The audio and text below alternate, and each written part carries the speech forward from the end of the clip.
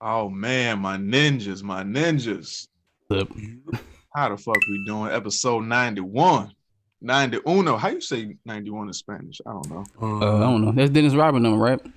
No, yeah, it was. Yeah, it's supposed to be some wild shit. Rodman episode. Yeah, nigga. Nueve Uno. D-Rod. And we got a special guest that has, You know, I was gonna say that, but I kept it to myself.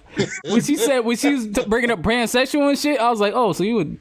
Yeah, I was about to say, oh, so you're different, no. huh? I was gonna say, don't. My ninjas, how we doing? Good, yeah. Move on. Let's get past that part. What? It was an offense. to you, because he said androgynous. I was like, oh, like I was about to say, oh, like Dennis Rodman when she said it, but I was like, I'm gonna keep that to myself because he had the hair and everything. So, all right, it was a good joke. That was cool. I thought he was gonna probably go somewhere else with it. So, you know what I mean? That's where it was going, baby. Okay. So how we doing, man? Good. Yeah. Weekend. Y'all got any plans? This is it. Can't go nowhere. Can't do nothing, nigga. Nah, niggas is getting together. Still have a little small. I'm not going outside if I don't have to, nigga. I mean, I hear you, but I still want some human contact. I want to see some people. I want to, eat some things like food and, maybe some people. I don't know. I got food in my house. I don't know. But you ain't doing shit. How's your weekend going, Hesh? That's right, but you didn't. How's your week been? Same shit.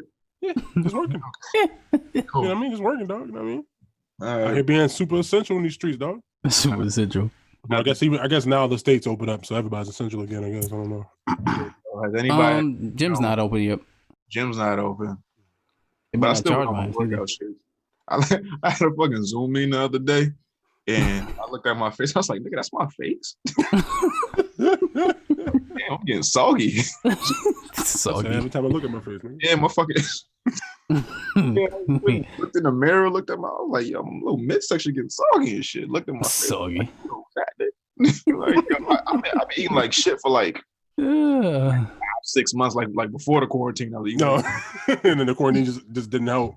Yeah, but then like I've been like extra on it, thinking like, oh, you be at work, you be walking all day, you good. I looked at my face, I was like, nah, this can't be life. Nah, your body get used to that. Your body get used to the walk. That's why fat mailman and shit. Fat mailman. It's true. They call it. There's a specific term for that. I can't remember. Niggas be having thick ass calves though. Yeah, because you walking, but like your body, like I guess your body gets used to doing this, so you're not burning the extra or whatever, so you can still put on. Yeah. I'm on a diet and shit. I'm like, I'm about to start working out again. So after this shit, I'm about to go work out in my backyard. I think that's what they tell you. Vary your workouts after a while. Like they tell you, to like switch it around. But yeah, Babala, man. Yes. How you doing? All right. How's the weekend? How's the week? I almost threw that shit. I told you I was gonna happen. I told you as soon as I got to the fucking wires, I was like, oh fuck, man. One of those things. You're the one that wanted to build it. I know, right? I know. Everything else was easy. It was just that shit. It was that shit, and because they always talk about cable management. That's what they call it. Because in the back you got all these things, and you got to tie them down with the zip ties and all that bullshit. Yeah. And me being extra organized and shit, fucking OCD was kicking. I was like, yeah, this gonna be a problem. Did you color coordinate the zip ties? Yeah, like I got it. It's one of those things like you do it the first time, like it's gonna piss you off, but after you're done with it, I was like, because I thought I blew the motherboard because I was plugging it in. The whole fucking computer. I was plugging it in. And it wasn't starting. I was like, come on, man, please don't do this to me. Why me? So come to find out, it was a piece that I had in there that's for AMD chips. This is an AMD motherboard. I was like, oh, all right. So I plugged it in, and I was like, okay, all right, power's on. It's like, all right, thank God. Fuck. I might do it again though. but have you played on it yet? Not yet. I just been fucking around with it, but I'm trying to do that shit tomorrow. As long as that bitch turn on, you good. Yeah. It's straight though. He's like, okay, I'm good. I'm out. Yeah. I'm out here. It's a lot easier than I thought it was. Like, well, first doing it is hard, but then after thinking about it, it's like, that shit really wasn't that hard. I just was using the wrong screws and shit. That was my extra thing. careful because it's you doing it. Now, if the shit came like that and you happen to like take some shit out and put something in, it's like, all right, this is easy. But when it's you doing the whole thing, yeah, damn, I got to be extra careful. And the shit ain't cheap. Yeah. I put together a computer in college. I was like, if this shit blow up and blow up, I don't give a fuck. Yeah, because you didn't have to pay for the parts like Yeah, that. but then when you do it and it turned on, I'm like, oh shit, Oh, I did something. you can keep it. I was like, I can Word? keep it. I can keep Yeah, it. that's what they did. When I was in high school, I was in computer class, and they tell you they show you how to do the shit. Yeah, I was stealing RAM sticks from that motherfucker.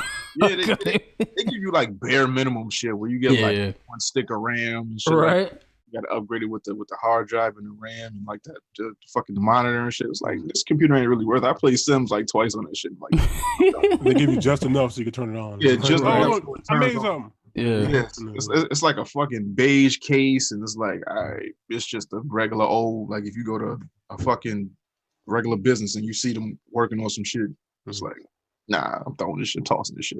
Right. How's your weekend shit? Weekend cool. Like I said, I've been on a diet. I've been working. Really shit going on.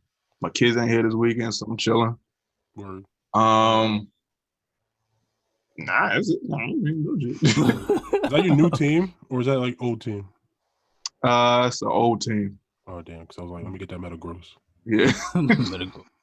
Yo, my new shit is paying bills. I like not owing nigga shit. Like when I had money, I was like, you know what? Take your fucking money. Leave me alone. Doing my taxes, I'm getting everything straight. So I'm like happy.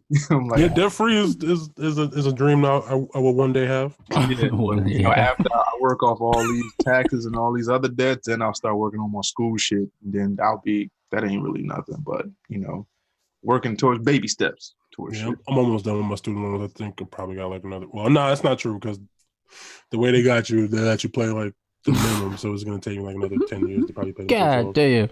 It's gonna take a while. I don't know if it's gonna be 10 years. I'm exaggerating a little bit, but it's gonna take me a while. Yeah, blow up. Car note, I'm like halfway through. That's probably like another 3 years. Hey, don't let me hit the lotto. I'm taking a wad of money and throwing it in Sally Mae's face. Like a fucking shrimp. Like, shut up, bitch. Fucking loan these nuts and then fucking that shit, bitch. Yeah, nah.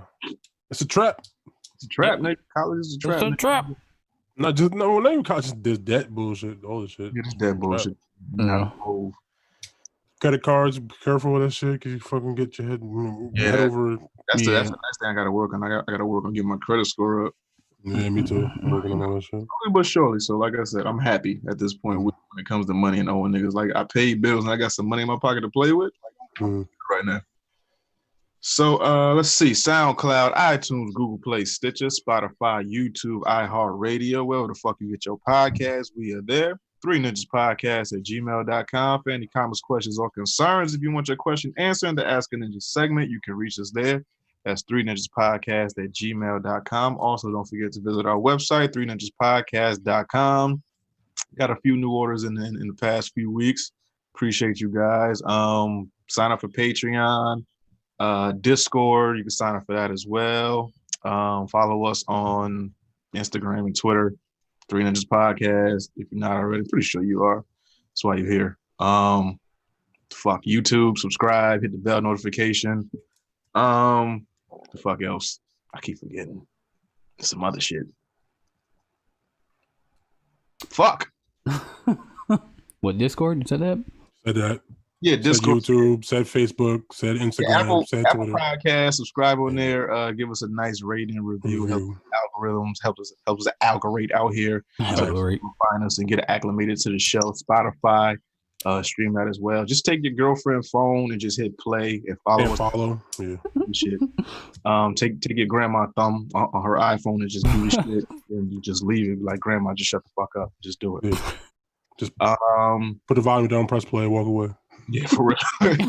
Got up in the newsletter and all that good shit. Yada yada blah blah blah. Heshington. Yes, sir. Bartholomew James Jr. the third junior. The third junior.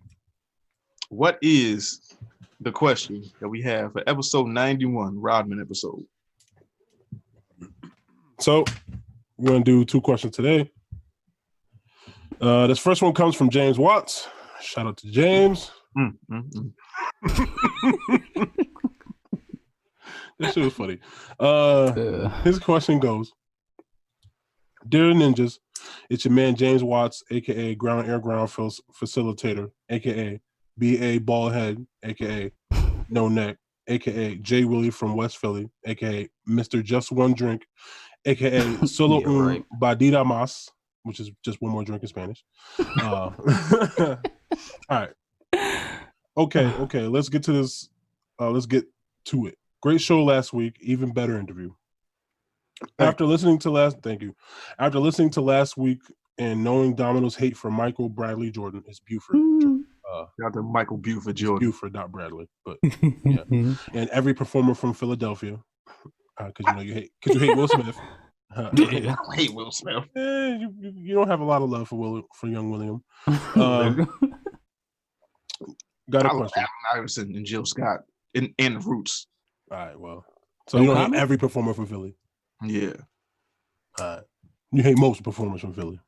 Just the actors who black and rap. And, I love Bernard Hopkins.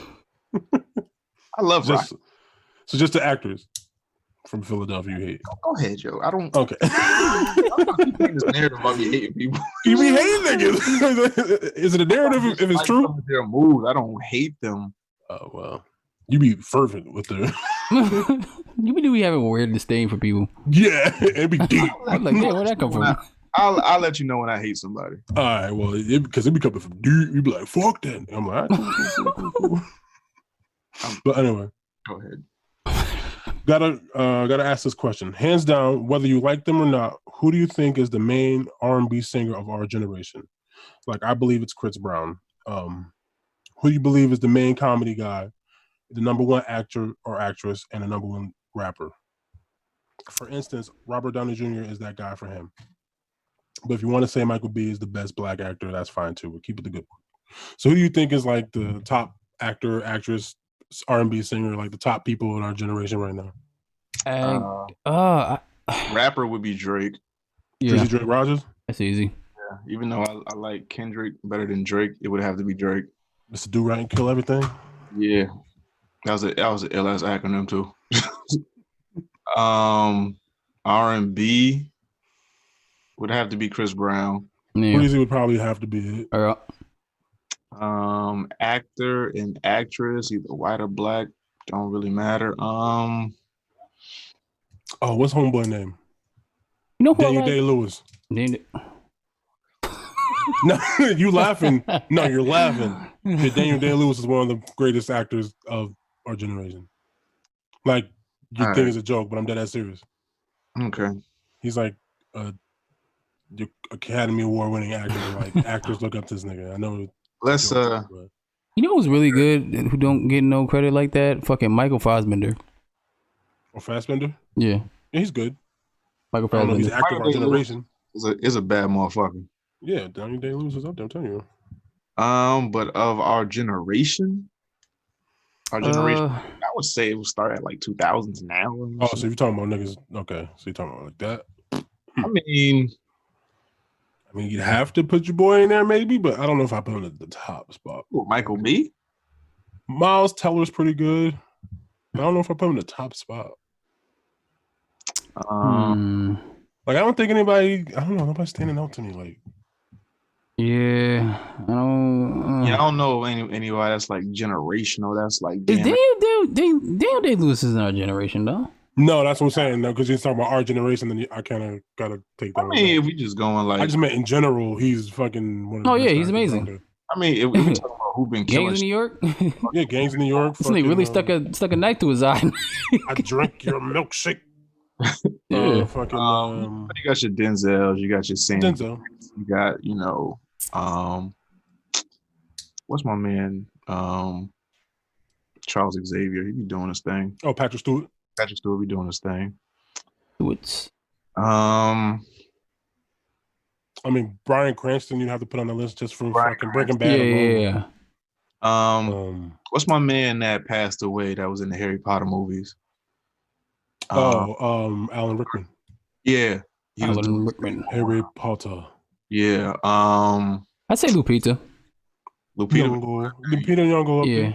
Amazing. Jeffrey Wright. Wright. Yeah. Peoples. My man Peoples. Yeah. Fucking I know I'm missing. I think Chiwetel Ejiofor is a good actor. Yeah. I didn't like him as Scar too much, but Oh, fucking Leonardo DiCaprio. What I'm talking about. Leonardo DiCaprio. That's the actor. You gotta give him That's nigga the props. actor. That would be it. That's Yeah, the no, actor. Yeah, Right there. yeah, Leonardo. Okay. Yeah, he got a lot. Actress. If we going with actress for our generation, we got Meryl. Oh, your girl, Meryl. Yeah, we got Meryl Meryl Streeps. Streep. Yeah, gotta throw Meryl in there. We could put Whoopi in there somewhere. She ain't really wins. Yeah, is she our generation? She ain't this shit says Ghost. Ghost. Well, she had, you know, Yeah, she Sister had Color Purple. She had Ghost. She had Jumpin' Jack Flash. Jumpin' Jack Flash. That's the video game. Color Purple. That's a movie of hers too. It's not called. Is it called Jumpin' Jack Flash? Yeah, Jumpin' Jack Flash, or like it's something like that. I ain't gonna front. I thought it was the same shit. I was disappointed as a kid. I was like, "Oh, they got a game too." Because I used to play that shit too. What the fuck is this? Weird ass mechanical rabbit just jumping. Yo, I'm gonna play that. That's another retro game I gotta play. Matter of fact, I played Jumpin' Jack Flash too. I didn't play the first one. I did. I kind of liked it. It was weird. Nah, I ain't like it either. Robot Rabbit. Actors would be only one that comes to mind is Meryl Streep, who be acting her ass off. I know it's a bunch. I know it's a bunch. Why am my brain being stupid? Because this is natural state. Female actresses. Female persons. Is that an oxymoron? Female actresses? Something like that. Natalie Portman, Nicole Kidman, Jennifer Aniston, Reese Witherspoon, Angelina Jolie, Emma Watson, Jodie Foster, and Viola Davis. Viola Davis is out in these streets. Yeah. Kate Blanchett, Keira Knightley, Emily Blunt, Judi Dench, Kate Beckinsale, Rachel McAdams, Uma Thurman. Uma been quiet. Yo, what's up with Uma? Yeah, she chilling. Wiggling her toes in the back of a truck somewhere. Yeah. Michelle Pfeiffer, Catherine Zeta-Jones. Oh, Renee Zellweger. Fucking Tilda Swinton. Tessa Thompson. Know who Tilda Swinton is? Yeah, Tilda Swinton. Yeah. Who's that? The weird chick who played the monk in Doctor Strange. She was in Constantine. Oh, the bald chick? Yeah, she's playing Gabriel. She's weird looking. She's weird looking. She's weird looking. She's scary. I had to pick one from this list of actresses I see that they put on the Google homepage. Actress of our generation. I might have to go Meryl or. Yeah, not Meryl. Is she our generation though? No, she's like. No, she's not our generation. But he's talking about like top out right now. Do I dare put Angelina Jolie near Meryl Streep? No, you do not dare. And that's not a disrespect to Angelina Jolie. I just don't. Yeah, it's not. How about Viola and Meryl? For me, I think that's a closer matchup. But I don't know. Angelina Jolie do be acting her ass off. Yeah, she do be acting. So yeah, she got a couple good movies under her. Yeah, I don't know. I just don't know if I put her in the same spot as Meryl Streep. Nah, disrespect Angelina. But I mean, I might have to go Meryl though. That's my baby. Yeah. I'm gonna go Meryl. Yeah, so I'm gonna go with Meryl. But shout out to Zendaya too. I like Zendaya a lot. Yeah. Go Lex. I just said I like Zendaya as an actress. I like Zendaya. Then you said a lot. I like her a lot as an actress. I think she can act. Oh, okay. I just gotta make sure. She's legal too. So if I was to say something else, it'd be cool. Oh, okay. I don't know how old she is, nigga. She's like 23, right? Oh. I don't know. Something like that. I thought she was younger old than as that. fuck. Nah, she's old as fuck. Well, that's not old as fuck, but she's a woman. Oh, okay. I mean, yeah. I thought she was younger than that. Nah, she looks younger than that. Oh, okay. I was like, relax. Appreciate you for looking down. I appreciate you. Oh yeah, good. Yeah, she's 23. Cool. All right, cool. Yeah, she good. 10 years behind us. Cool. Yep. Just gotta be safe nowadays. You can slide in it. You good? Was there any other comedy? Who's the top comedy nigga? Kevin Hart? What you say? No, none. Yeah, Kevin Hart's up there. Because I be missing shit over the fucking line. I'm sick of this shit. We need to get back in the fucking studio. Kevin Hart up there. I know it's not popular. to like this nigga no more, but I think Louis C.K. is probably one of the funniest niggas out there. But for a generation though? I mean, then if we're gonna do like that, Dave Chappelle, right? Yeah. It would be the Dave Chappelle, Chris Rock. Chris Rock, Man, Chris Rock is Cat like Williams, Kevin Hart, Mike Epps.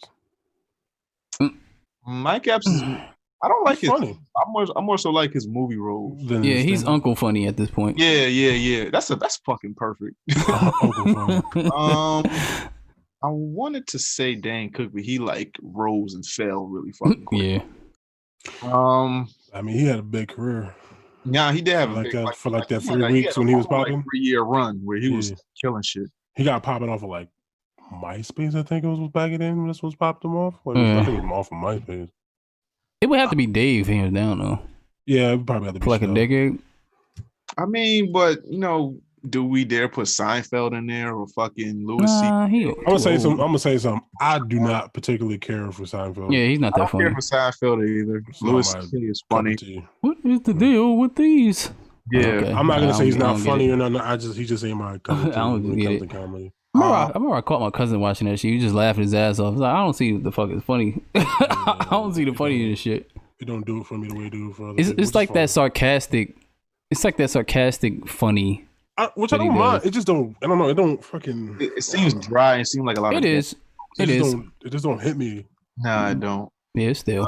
Bill Burr. Oswald. Oh, Bill Burr. Bill Burr. I think Pat Oswald was pretty funny too. Yeah. I know somebody I'm missing is gonna be. Oh, John Mulaney. I really like John Mulaney. Mulaney.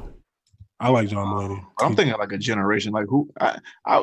Generation. I would say Chappelle. I feel like they have to be. I feel like he shifted some shit when it comes to the world of comedy, like the way that Eddie Murphy did when Delirious and Raw dropped. I feel like Dave Chappelle shifted some shit with like his specials in the Chappelle show.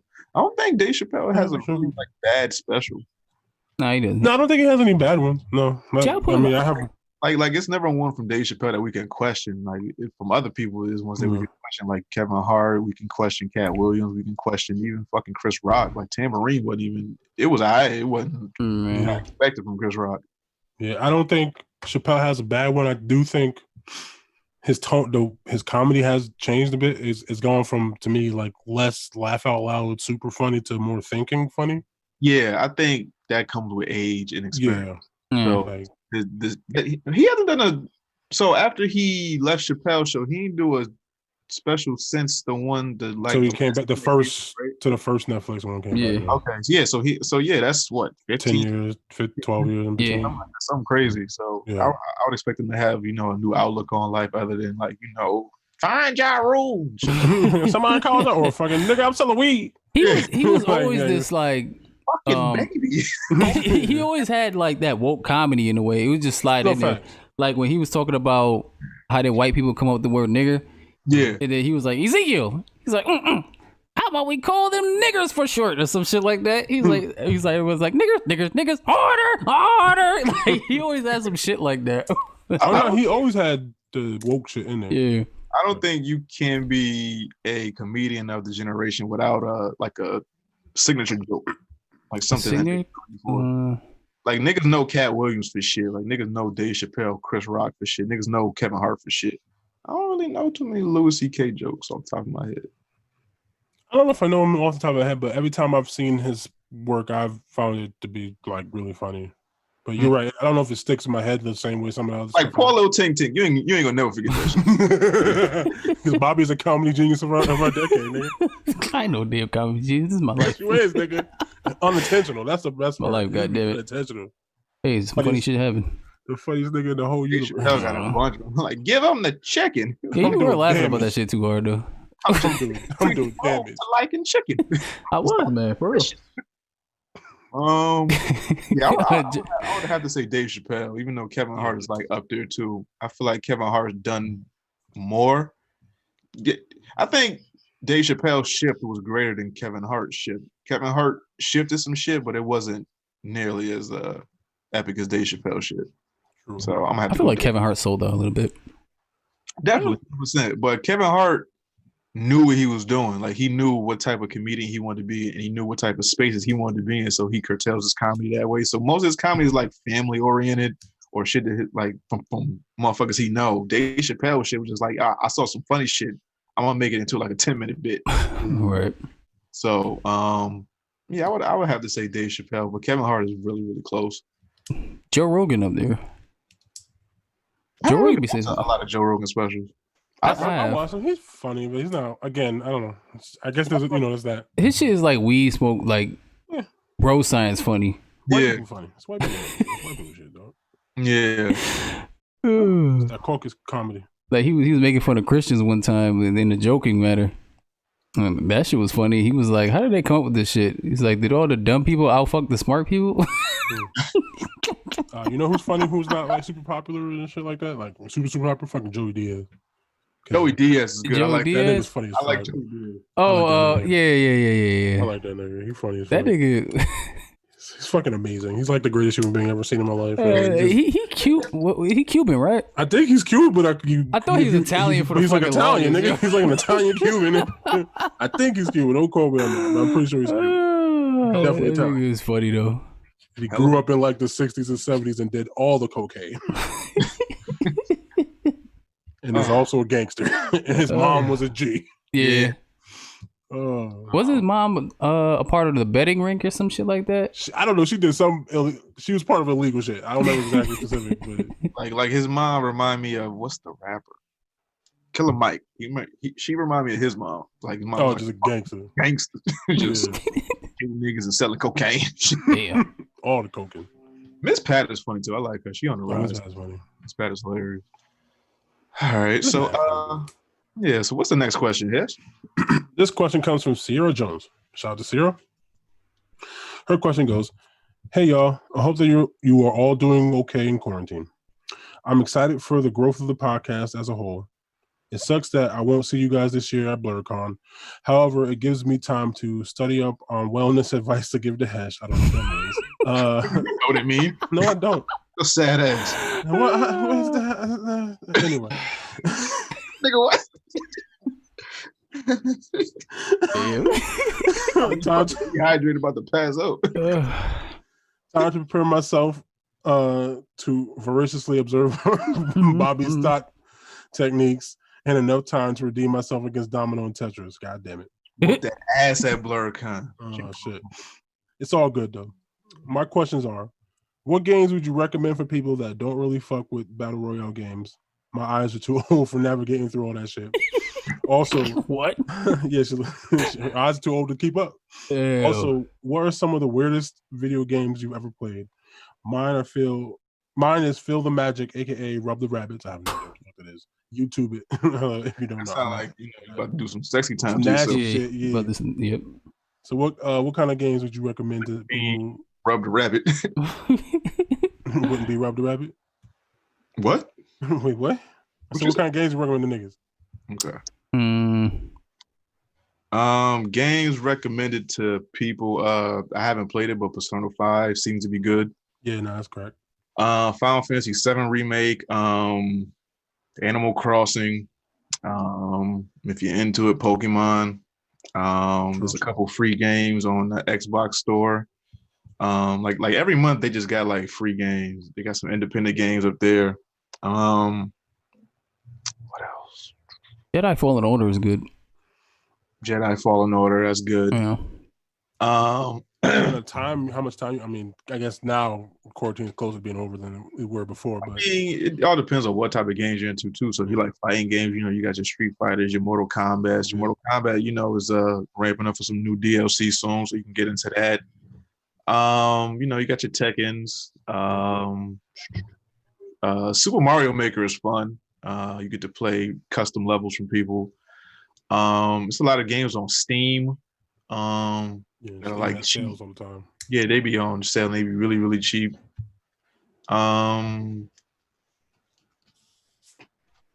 that's all I could think of. Weird games.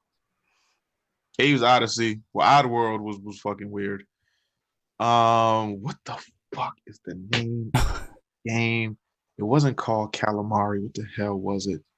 I It's will had a call kudu calamari. around when you roll the ball around and collect. Yeah, when you roll a ball up and you just collect shit off the earth. Yeah, I know what you're talking about. I can't remember what it's called. So I call it was a calamari. game where you start as like a calamasi or whatever the fuck it's called, and then you start picking up small shit like thumbtacks and shit like that. But then like the ball grows bigger, so now you start picking up like houses and animals and whales and shit. You start picking up cars and all this shit, but you got to roll up this big ass ball.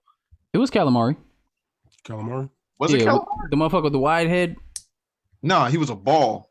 Oh, he was a ball? No, he's like a king with a crown or some shit, right? Yeah, like he turned shit to that shit. Yeah, like the king of the universe got drunk or some shit and fucked the world up. So he sent somebody like to put it back together. Yeah. I was like, yo, you gotta start collecting shit, and like you gotta, get all the shit that I misplaced. So he just started. So he starts small. So he started picking up like fucking paper clips and dust bunnies and stuff like that. But then as the shit goes bigger, now you start picking up couches and TVs. Then you start picking up houses and skyscrapers. Then you start picking up planes and planets and shit. Yeah. Have you ever played Seaman? No. I remember that shit, but I never played that shit because I didn't have a microphone. Katamari. Yeah, Katamari Damacy or some shit. Yeah. Something like that. Yeah. But Seaman was one of those games that like I played for maybe all of 30 minutes and then said I'm never playing this shit again. Because that's the one you need the mic for because you can talk to it, right? Yeah, when you're like a man. We got a fish with a man face. You're like a fish, and you have to sort of grow to be like a tadpole and like some other. It's fucking stupid. The weirdest games? Yeah. I would say Conker's Bad Fur Day because I didn't know how rated R that shit was when I played it the first time. It was wild. You got bees fucking flowers and shit. And they making noises. I don't know what's up with that. You gotta do it to them. Yeah. Saints Row got weird. Really Saints Row did get weird. Saints Row got weird. Oh, you know what got weird? Fucking remember True Crime?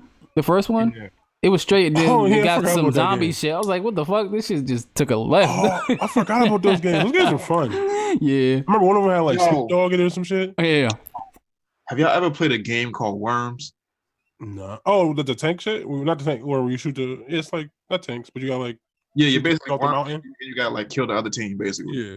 So basically it's a game where it's like a team of 4 worms and they arm you with a bunch of shit where they arm you with like bazookas, homing missiles, like sheep that blow up, grenades, cluster bombs, dynamite, and all this shit. And you like sprawled out on like different sides of the map. And you like, you know how you shoot shit in the air and then like the wind resistance carries it back to you or like carries it farther than what you shot it. Like it's I used to fuck that game up with my cousins, yo. And nigga, yo, we are the kings of picking up shit and not knowing what it is. Right. Like, that was one of them games where I saw was like, fuck it. Just, like Gamer Earl, Worms, Final Fantasy Tactics, like, yo, what the fuck is this shit? Picked it up, played it, like, yo, this shit amazing. Well, that's back when cover art used to be a big deal. I mean, that's how you used to get niggas. It was cover art look crazy. Yeah, I don't know what it is. 2 worms with fucking kamikaze masks on and like headbands on. They had a fucking shotgun and a Uzi with a bazooka and like round strapped to their chest. I was like, the fuck is this? Like, I'm 9. I don't know what this is. This looks cool. Hey, can I get this? That's it. Fuck, what's another game that was weird as shit? Michael Jackson Moonwalker. Yeah, Moonwalker was kind of weird. I ain't get that shit. Any game that was made off a movie was weird, like Wayne's World and some shit. But Clay Fighters. Remember that Clay shit? Fighters was my shit, nigga. Clay Fighters. Yeah. Clay Fighters. I don't remember the name of this fucking Clay Fighters was my shit. I had that for Super Nintendo. Some game for I cannot remember the fuck it's called. I'm not even trying to remember. Have you ever played Catherine? No, it sounds really familiar. Catherine was on PS3. Yeah, 3, I believe. Yeah. It's like a dating simulator. It's like two chicks with the same name. One starts with Catherine with a K and Catherine with a C, and you're like trying to date them both. Or yeah. Like, I know what it is. We'll never actually play it. That shit's weird as fuck. Yeah, that's it for me. I can't really think of nothing else. Yeah, me neither. Mm-hmm. Okay, fuck it. So let's get into the motherfucking topics. Do you want to talk about Last Dance? Huh? Do you want to talk about the Last Dance? I mean, we can if you want to. What's your opinion on the Last Dance? I'll start. Well, a lot of shit. What? Whatever. No, nothing. Just like Jordan is like maniacal. He's like psychotic. Oh yeah, definitely. I didn't know the extent of it until like actually seeing that shit. But you actually get the whole story of the shit. Like most of the shit, I kind of knew it from the T because my mother used to record like every fucking finals, and my father used to watch that shit. So I know these games like the back of my fucking hand. So, I'm kind of upset with the younger generation because they still don't get it. That's the fucked up. And it's crazy. I'm not even that old. It's like, yo, I mean, I was 6 watching this shit, but like you had to be there, just like everything else when it comes to old people. When it comes to rap, like, oh, Rakim better than Jay-Z. Like, nah, nigga, I wasn't there for that. So this is what I grew up on. Just like motherfuckers now be like, oh, Lil Wayne better than Jay-Z or Drake better than Jay-Z. Like, nah, I wasn't here for Jay all that time. That like, is a debate, though. But Jordan really, to have his mindset that young, it has to be a mental disability of some sort. Because there's no way in hell that you're that determined, that young, just to prove everybody wrong. Like, everybody that shits on you, just like, yo, I have to prove them wrong no matter what, no matter the cost. So I'm going to go in my backyard and shoot 1,000 jump shots. I'm going to be the best player here. I got to knock off the top competition here. That's a disease, I feel like. It's not a disease. that's like evil villain, like maniacal and shit. Like, to be the best player ever, but to sacrifice everything for it. Like, it's to the point where like it's destroyed like his relationship with some of his NBA friends, real friends, his kids, his wife at the time. Did you hear the story about him like tackling his son and they playing like his son and they're playing like football in the house? Like, no, it's not that serious. Dad, let me win. He was like, no, nigga, you gotta earn this shit. Like, you just earn your victories, my nigga. And then, gotta do. Yeah, but to sacrifice all of that and then the end result is you're the best player ever. Your shoes sell out, worldwide. But now he seems like not miserable, but not as good as he could be. I just don't think that people understand him. You don't think people understand him, so which I get. I mean, got people like that. Because a lot of people, it's hard to work with motherfuckers that don't have that mindset where it's like, yo, I want to be the best. I want to win. I want to do all this, that, and the third. But you can't push your dreams on somebody else. If they don't have that in them, they don't have that in them. So what are you gonna do? You either shoulder all that shit and do it yourself, or it's like, you know what? Maybe I can, dial it back a little bit. Maybe I don't have to go as hard. But would you win as many championships? Yeah, that's the thing. Like he's in a team sport. Now I can see if he was doing the shit by himself, but I actually need these niggas, so I can't do it out.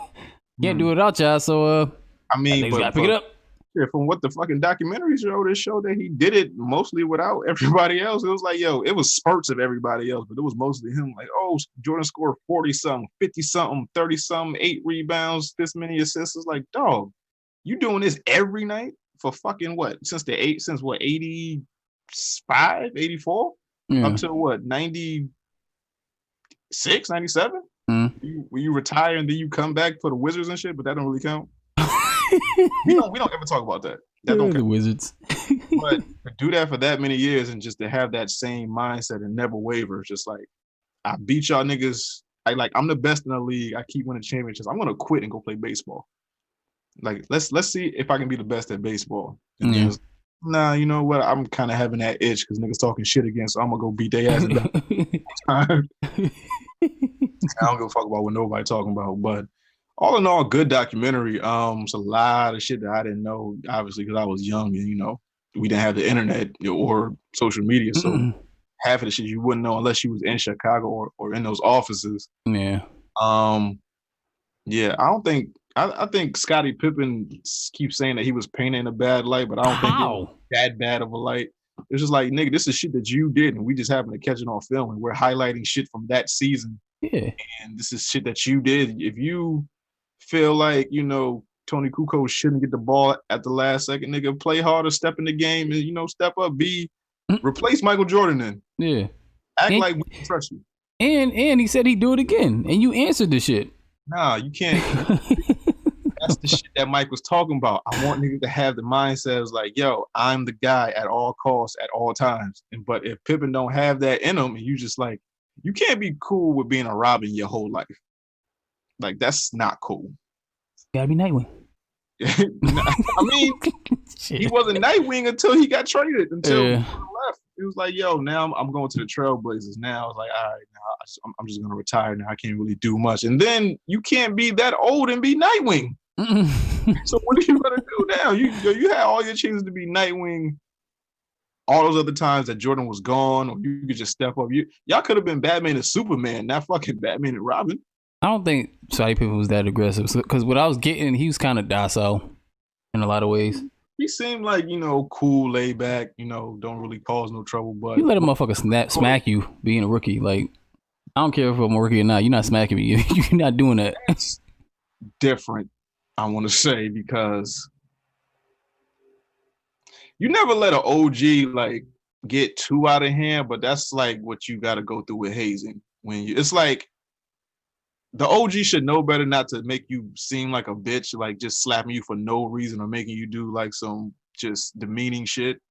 But as a rookie or you coming in fresh off of somewhere, that's the type of shit that you have to go through. It's like, it's not gonna last forever. I know that, but it's just like, I gotta take my bearings. They treat everybody like this. I can't do that. I can't do that. Well, you don't know until you like put in that position. So I really can't do that. I can't do that. That's why groups don't work for me. I can't do shit like that. If you're 21, 22, and you come into a locker room, say you 6'4", 6'5", 6'6", right? And you come against Charles Oakley, who is a veteran in the league. Well, he's probably been in the league maybe like 2-3 years ahead of you. So maybe he's like 6'7", 280 or something like that. And it's like, all right, we do this to every rookie. I got it when I was a rookie. Me, Charles Oakley. You got to get it. So now it's my turn to do it to somebody. He just, hey, nigga, I want Cheerios for breakfast. My milk better be lukewarm, and I want some wild shit. Who drinks lukewarm milk? No, I saw that as a combo earlier on Twitter. Like niggas like warm milk and cereal. I thought that was warm milk. Disgusting shit ever. Like people heat up their milk and then like it was a debate. I'm gonna try that.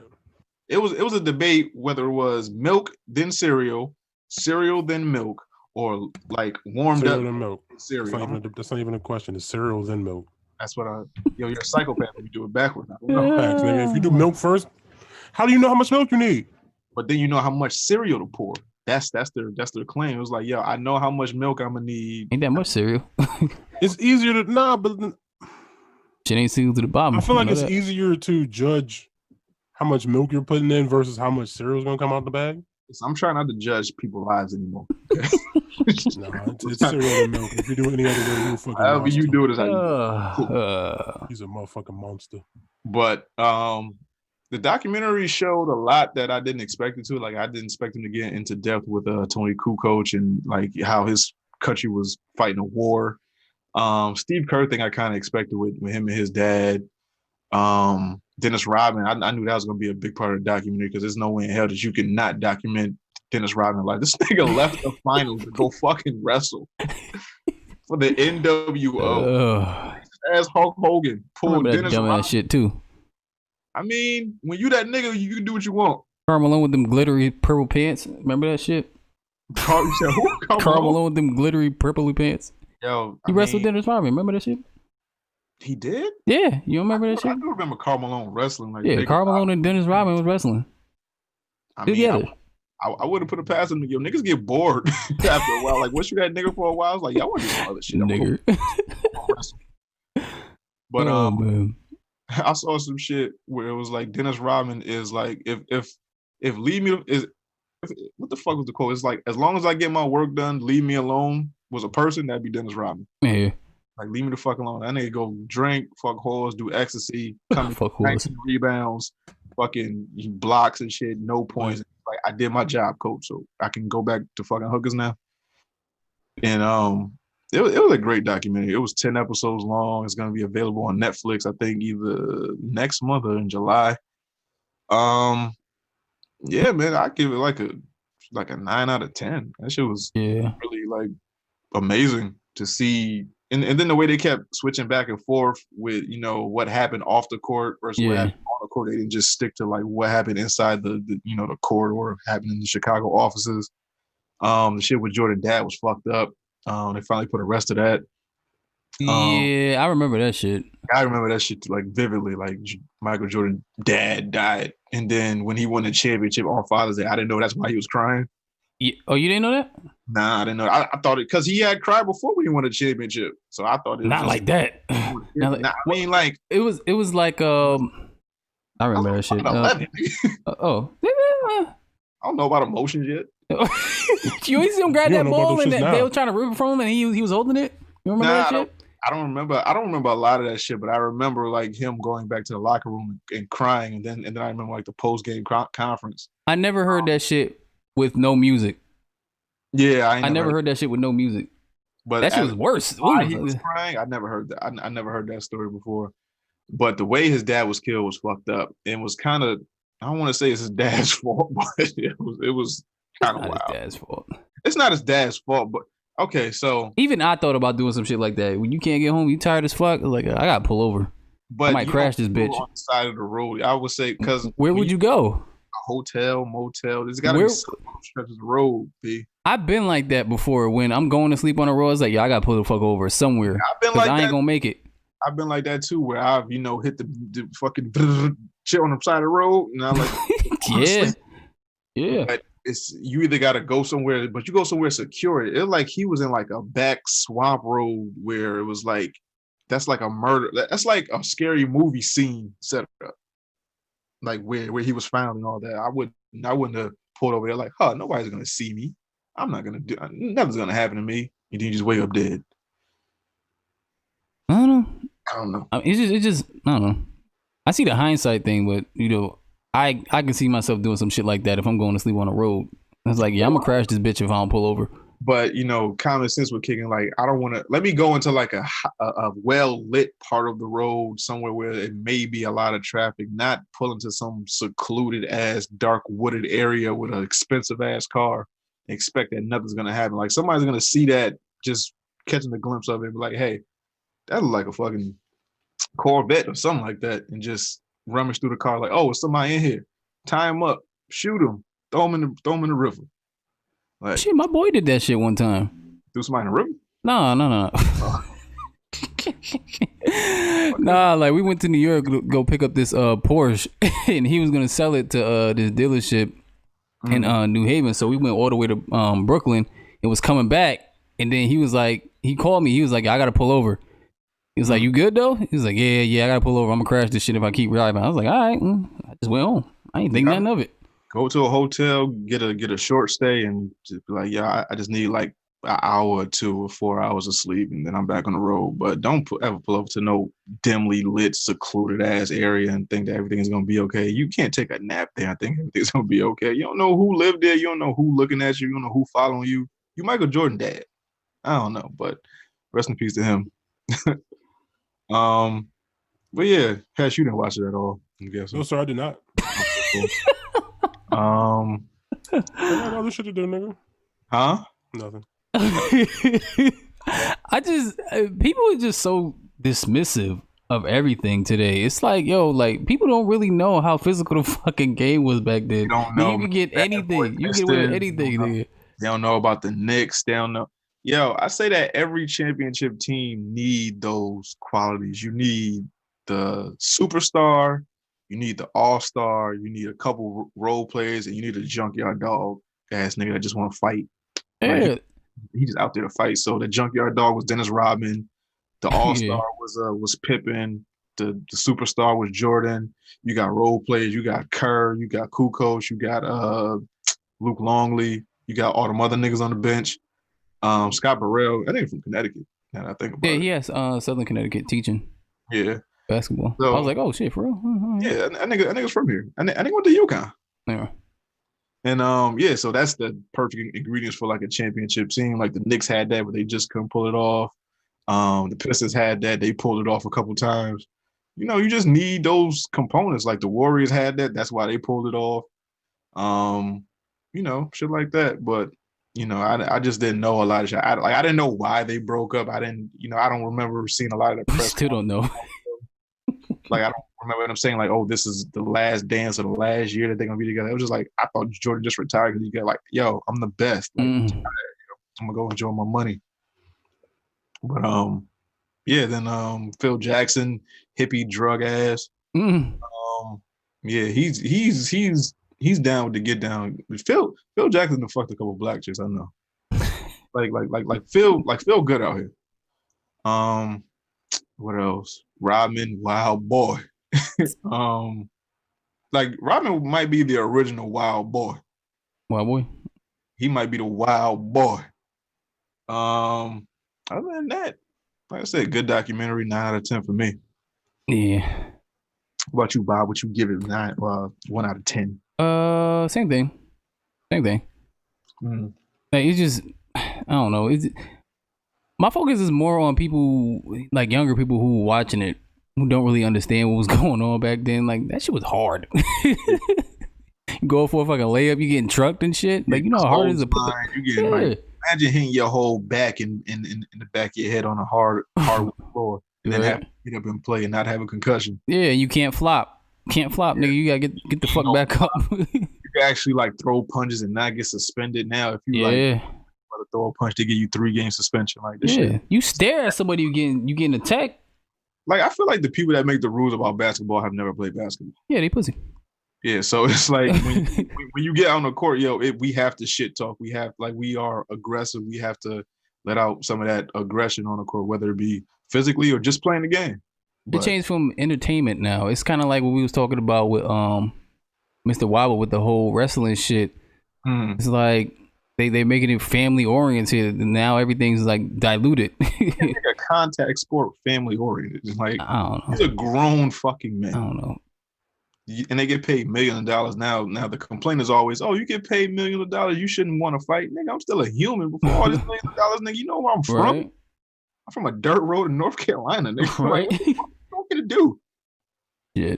But I don't know. Niggas is pussy now. I don't know what it. I don't know if it's the fines or if it's like backlash from like sponsors or something. I don't know. But probably sponsors. I'd have probably threw a couple punches back in my day. A couple punches. And I guess like, ever since that Ron Artest shit, they was like, okay, this shit gotta chill out. Nah, that wasn't his fault. Like, you know how you was talking about Malice in the Palace? That's what that was? Yeah, Malice at the Palace. But what you was talking about with the Charles Oakley and Pippen thing, where you smack, that's like friendly shit between teammates. You getting your bearings and cool. This nigga in the crowd don't know me. He threw a drink on me, thinking it was cool, thinking no one was gonna have white privilege, thinking no one's gonna happen to him, and then you get your ass knocked out because you ain't never seen a fucking a basketball player go into the stands and physically fight fans. So you thought like, hey, worst thing they could do, either I'm drunk, I'm out of it. That's the away team. Toss a drink on them. Ron Artest, we all knew was some different type of nigga coming in. and then you had Steven Jackson, then you had Jermaine O'Neal. It was like, yo, all these $millions don't really mean shit. I'm still that nigga from the hood I'm from. So good documentary, good doc. Man. They got a Bruce Lee one coming out too. They do? Yeah, they got a 30 for 30 with Bruce. Oh yeah, they do. It's MMA based in a way. I don't care. I just love Bruce Lee. Like top 3 humans ever in my eyes. Let's see. How you feel about this fucking GOAT argument? A go to what? The GOAT, the LeBron James and Michael Jordan shit. They gonna keep bringing that shit up. It's young niggas versus old niggas. Yeah. And if you watch the documentary, there's no way that you can compare the two. Yeah. Even in different eras, you can't compare the two. Okay, so we got 6 rings versus 3 rings. We got every championship with one team and the team that they built single-handedly. Yeah. Or 3 rings with you switching teams and you getting to pick and choose who you want on your team. That's another thing that kind of pisses me off when people have that argument of people having like 3 all-stars on a team. If the team was built from scratch and these motherfuckers just ended up being all-stars, that shit, I let that shit slide because they built the fucking team. They developed that shit. That's just like the Warriors. Like they didn't get highly recruited out of college. Like Draymond Green wasn't supposed to be who he was. Klay Thompson wasn't supposed to be who he was. They just turned out to be 3 really good pieces, and then they put a bunch of role players. So right. You got the all-star in Steph Curry, the superstar in Klay Thompson, the junkyard dog in fucking Draymond. Good role players. You added Livingston. You added a bunch of Iguodala. You added just a bunch of good role players. Championship. Yeah. We didn't need KD. Yeah, like I don't think it's fair for people to not this. It just sounds like they're dismissing teams' greatness because they had 3 All-Stars. Of course they're supposed to win, but the motherfuckers were developed. They didn't trade to that team except for niggas. Yeah. He drafted. Yeah, when your play can make other niggas All-Stars, I take my hat off to you. When right, you are Allen Iverson and you make Aaron McKee an All-Star, nigga, I'm with you like 100%. Just think of like all the dynasties that exist. Like most of the dynasties that exist, the team was developed. Like when it comes to the Lakers, like, for them niggas not knowing that they was gonna be who they was, or they drafted them niggas and they built it from there. Yeah, like it was never where it was LeBron. It was never no big 3 back in the day. It was never no shit like that. I mean, I don't know the particulars of it, but I don't know who was on the team when Kareem went from Milwaukee to Los Angeles. I don't know who was on the team then. But if like we drafted Magic and we drafted Worthy and then we traded for Kareem, you can make an argument for that. But if Kareem was already there and then we drafted fucking Magic and we drafted what's his face? I think that's what happened. Okay, so nigga, nah, get up, fuck you, nah. I built this. Like, if it's developed, it's fair. Like, leave it alone, nigga. Like the Celtics with Bird and McHale and Robert Parrish and all. Like, nah, nigga, I built this shit from the ground up. Ain't no way in hell this should have happened. Today, you can do whatever the fuck you want as long as you're the big dog. So LeBron can be like, hey, I want him. How much cap we got? Cool, we can get a couple other motherfuckers. But other than that, you wouldn't see that shit back in the day. It's just every day. It's just I just keep hearing this GOAT argument, and every time they argue like greatest, it's just like what we were talking about on this podcast. Like there's a difference, and Hesh said it the first time. He said it's a difference between greater and better. Every time they put this shit like LeBron versus Michael Jordan, they always argue the greatness, and then they go to who's better. Like that's not the argument. The argument is who's greater. It's not who's better. If you ask me honestly, who's better out of Michael Jordan and LeBron James, I'm gonna say LeBron James. LeBron. Yeah, but if you ask me who's greater, it's a specimen we've never seen in any sport. Yeah, but the closest I can think of is like Bo Jackson, maybe. Yeah. But if you asking me who's greater, is obviously Michael. Like obviously Mike, he has way more accolades, and he did that shit by himself. Yeah, it ain't diminishing the other person. It is what it is. I don't know. You know what's fucked up too with Michael Jordan kids? Like I don't think no NBA or athlete kids have more pressure on them than Michael Jordan's kids. Like they expected Marcus to be something. That nigga flop. like they expecting Bronny to be something. It was like, yo, if he don't pan out and then become like a fucking car salesman or something, it was like, what you want me to do with this fucking 6'8" and then you LeBron son, but you fucking work for the FBI or some shit. I don't know. like you don't use your skills for good. You playing overseas. Oh. Like that's fucked up. That's fucked up how genes work. Yep. You just gonna pass me down the shit I need to be successful, and you this. Hey, shit, I'm taller than my father. I don't know where that came from. Your grandfather, your great grandfather, your mother's side, somewhere. It's a bunch of 6'2" motherfuckers walking around. It's like, hey, them niggas is dead and gone, and we forgot about them. Hey, look at Bobby. But I don't know. My dad like 6'3". Yeah. So I was like, damn, nigga, I couldn't be 6'2". Yeah, just give me 6'1". Like, nigga, couldn't give me the inch, nigga. Pause. But topic time. Yep. Let's see. Guess you can join in now. Yay. Yeah. Why you glitching? What is it in the Matrix? I was glitching my bed. Hell yeah, nigga. The fuck, Mr. Smith? The fuck happened? That shit gonna show up. Let's see. Adam Sandler to star in Netflix movie Hustle, produced by LeBron James. Speaking of the devil. Why not? I like Adam Sandler movies. Nigga. No, I love Adam Sandler. I'm just okay. Produced by LeBron James. That's you. So you wonder LeBron why. James is a basketball star. Mm-hmm. See. You producing anything besides what's on the court has not boded well when it comes to music. Didn't he produce that Amy Schumer movie? He was in it. the train something. He was in it. Trainwreck, and also Trainwreck was a success. What are you talking about? No, I didn't say it was. It was a success. That movie was a very funny. successful movie, I and it felt was funny. I feel like it did what it did, but I feel like it was projected to do more than what it did. Like I think they were happy with what they got, but I think they expected more. I think Trainwreck was a financial success, but don't quote me. Low budget. I'm pretty sure it made something. So he didn't produce that. Came out 2015. I don't think so. He was in it though. Okay, so never mind. Yeah, but he was just in it.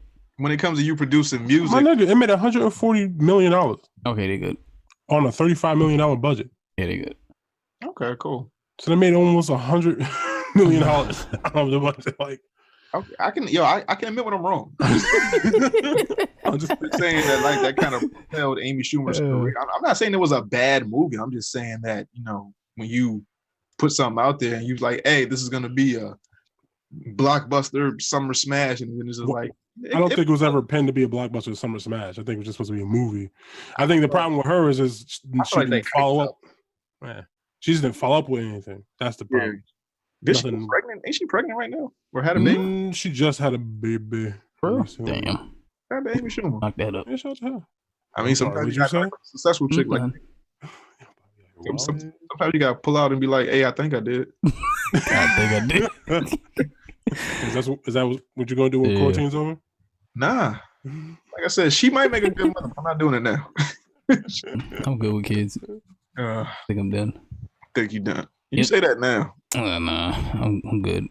I got Your girl got a turkey baster by the bed right now. It ain't that. I just got this weird mindset. Nah, I ain't gonna bring it up. Let me stop. Yeah, I keep forgetting you home. Nah, I always had this fucking mindset of stew. If we get back in the stew, she can't hear us because she don't listen. Oh man, I don't know. Yo, nah, I just had this weird mindset that like I wouldn't mind getting some other girl pregnant. You know, I just want to want to get some Asian pregnant, have a Blasian baby, have an Indian looking baby. Nigga, you don't want to deal with that stress. He want Deborah Ann Willett. You want to make the blue eyes white. Want little Tiger Woods. Yo, you don't want that problem if it's a girl. I'm telling you. You have to fight mad niggas. Yeah, you gotta fight mad niggas, and you gotta worry about your daughter becoming like it's mad shit. You gotta worry about when you got a daughter. I mean, he got a daughter, so he know. Yeah. I'm talking about where it's like you get that, like the world finds her fucking beautiful kind of daughter when you get them like mixed babies and shit. Yeah, my daughter's like light skin, so black. She can have problems too. Then. I mean, you got problems just being a girl. Right, facts. That is fair and also very accurate. But what the fuck? I think we're talking about Adam Sandler movie. Produced by LeBron James. LeBron James. Yeah, LeBron James don't produce good music, or he's not a good executive producer when it comes to music. So I don't know what film expertise LeBron has for a fucking high school graduate. That's fucked up. So nigga, shut up and dribble. That's fucked up, my nigga. You know what? Wait, didn't he produce that movie of himself when Drake was doing a soundtrack or some shit? Like when he first came in the NBA? Remember that shit? What, More Than an Athlete? No, it was a long ass time ago. It was when he first came. When he first came in the NBA. Him and Drake. It was like what was it? Was it a documentary or a movie? But yeah, that. So produced by LeBron James. Yes. Produced don't mean directed. It does not. It just means he put money up. Yeah, he put money behind it. At the end of the day. All right. So also, how old is LeBron now? What, 35? 35? Yeah. No, can't do the shit for he's close. He's either a year older than us or like a No, he's like 35. When 34, 35. When he got drafted into the NBA, I was like freshman. So anyway, my point was that he can't do this forever. So obviously he's branching out the shit because he's got to have a post NBA career. I mean, you're good in either avenue that you get into. So sure. So I mean, he got shoes, or he got a school. He got some. He's 35. Yeah, so I mean, it's 35. Okay, so this is something that he's looking for. Yeah, looking to do. So you can't be mad at him. I'm not mad at LeBron James. You just tell the nigga shut up and dribble. Now, for a second, I kind of confused produced with directed. Oh yeah, okay. So in my head, when I saw produced, when I saw him, I was like, LeBron can't direct. Can't direct shit. You don't have eyes. You don't know how to do things. Nigga. Then I had to look at it again. Like, oh, you fucked up, Dom. Like, that don't mean that. That don't mean that thing. But Adam Sandler probably gonna have his boys in the movie. So shout out. Oh, of course. So shout out to a LeBron James produced movie with Adam Sandler boys in it. David Spade in the movie. Yeah. Oh, you seen that movie, Missy? The Wrong Missy? No, I haven't seen it yet. It looks pretty funny, though. Yo, he be putting his peoples on. That chick was in She was in what movie? Orange New Black. She wasn't Orange New Black. No, she was in what the fuck Adam Sandler movie? I just watched the shit. Another Adam Sandler movie? She was in. Is it Grown? No. Blended. A movie Blended. Oh, she was in Blended. She was the babysitter. I was like, this motherfucker stay putting his people on. Facts. Stay putting his people. I watched Blended.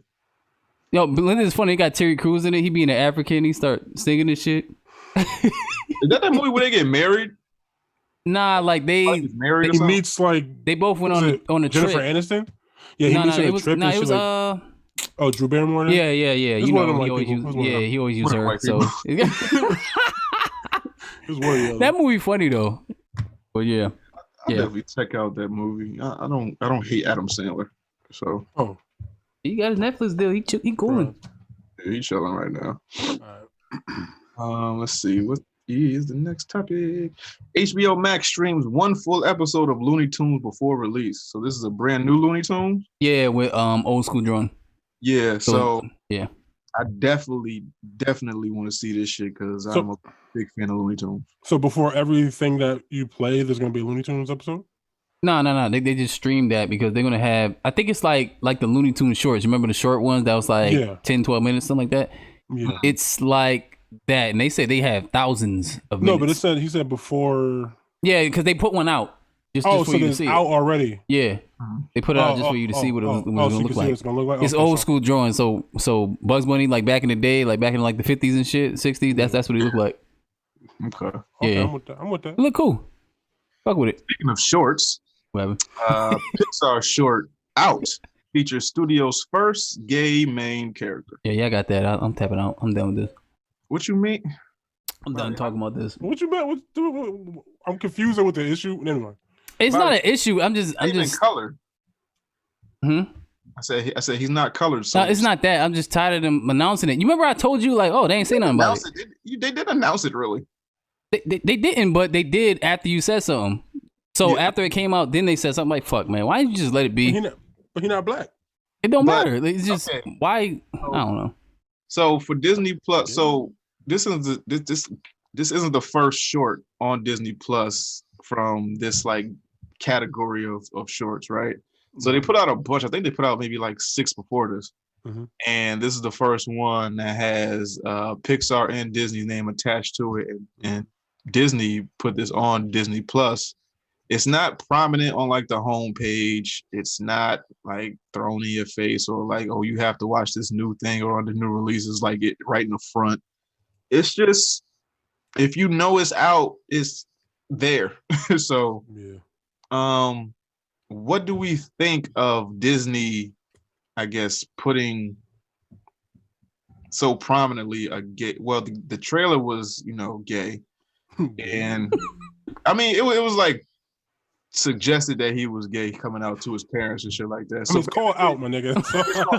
Yeah, but out can be, they can name it anything and it could be something else.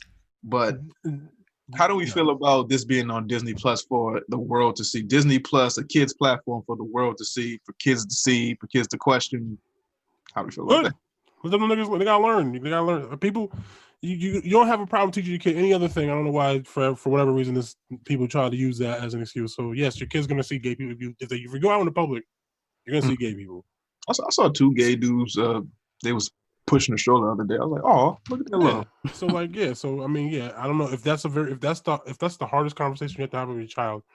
You'll be okay. Sometimes 2 people of the same sex like each other. Oh, okay. End of the day. But Disney's never done anything like this before, where they had something homosexual on their platform. Like, I feel like if the movie theaters were open, they wouldn't have put this before any movie. Probably not, because people still suck. But I think it's on Disney Plus. If you make it optional, it's cool. No, you're asking me personally. I don't give a fuck. Period. If they put it in front of a movie, I wouldn't give a fuck. Other people fucking suck. But do you think if they put this in front of a movie, there would have been a public outcry, a backlash or something? Oh, facts.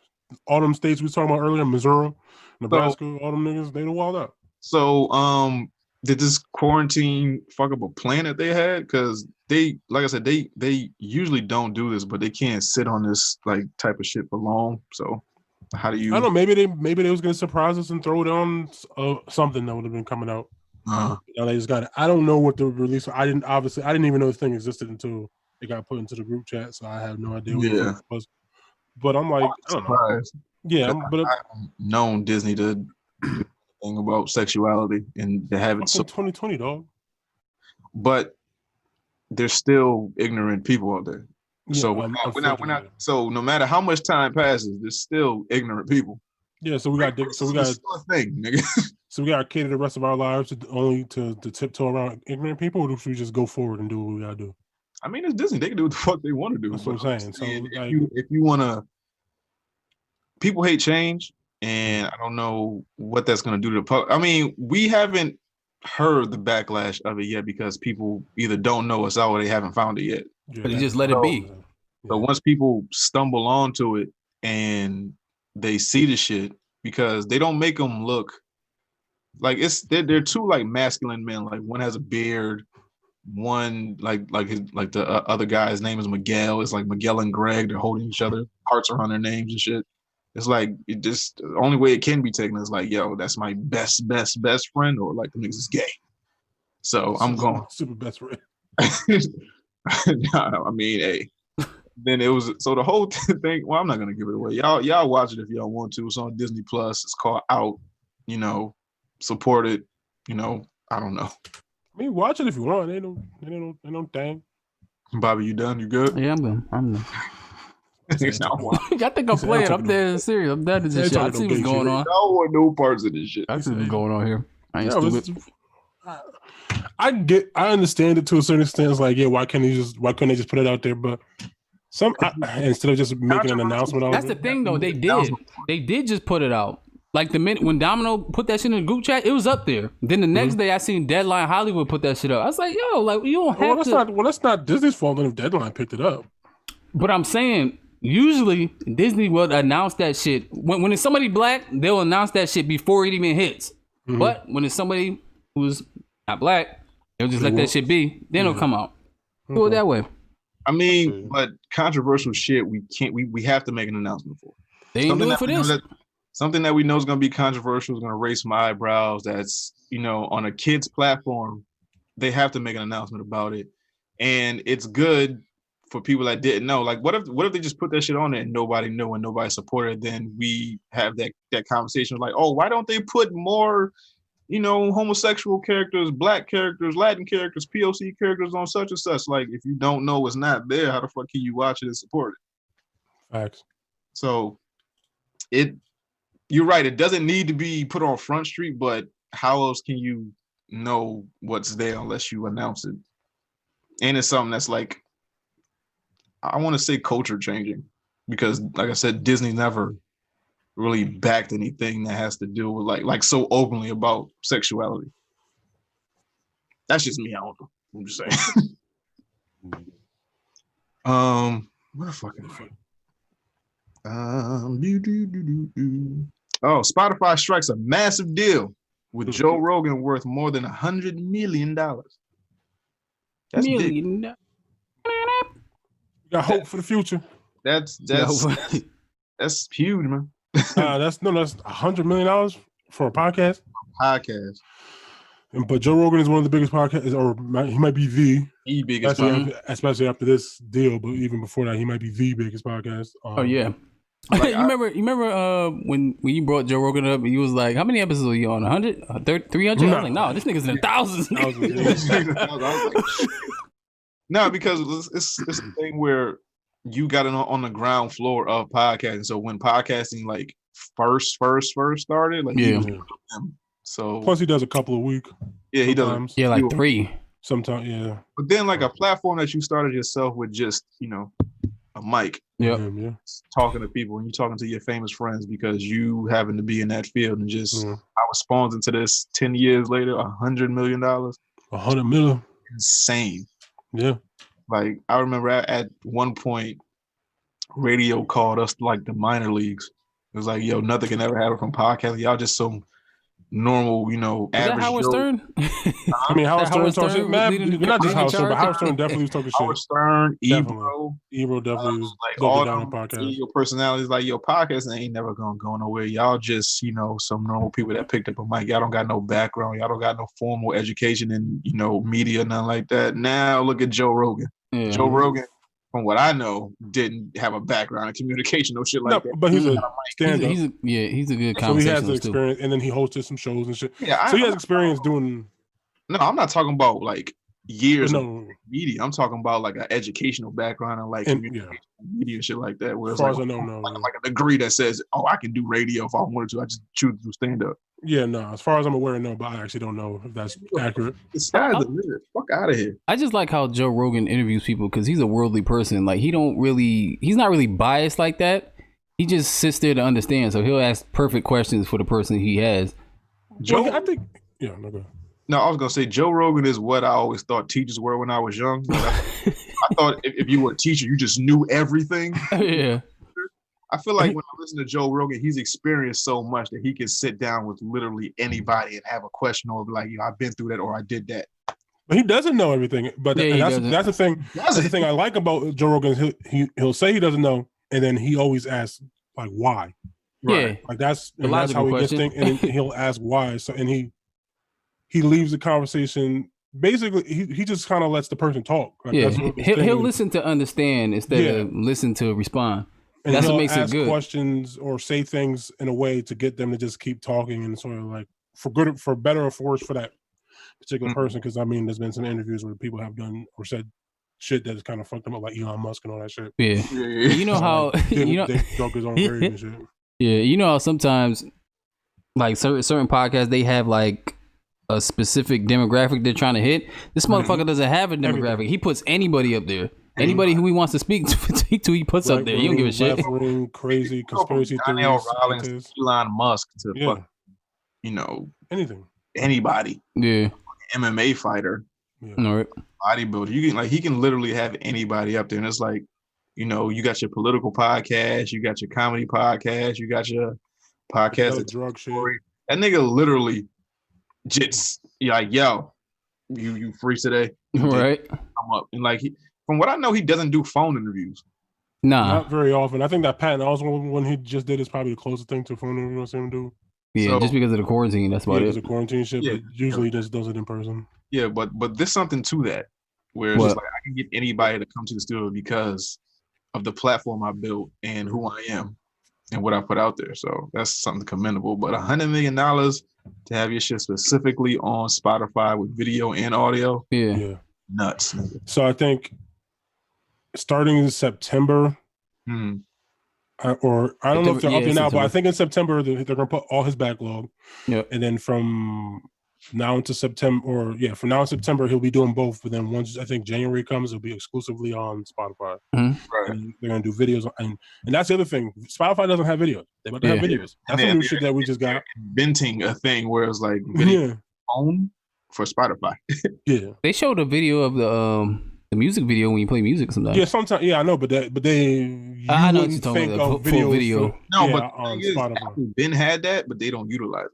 Yeah. Like Apple has a thing where you can do a video podcast and post it on, iTunes, but people don't use it. But for Joe Rogan to have that on Spotify, that may be the big dog to be like, yo, our video content we could just throw up on Spotify and YouTube. But he's still gonna do clips, as far as I know. So clips are still going on YouTube and shit. But like the full episodes are gonna be on Spotify. And I liked. I was listening to Brilliant Idiots, and they were Charlamagne and Andrew were kind of talking about it.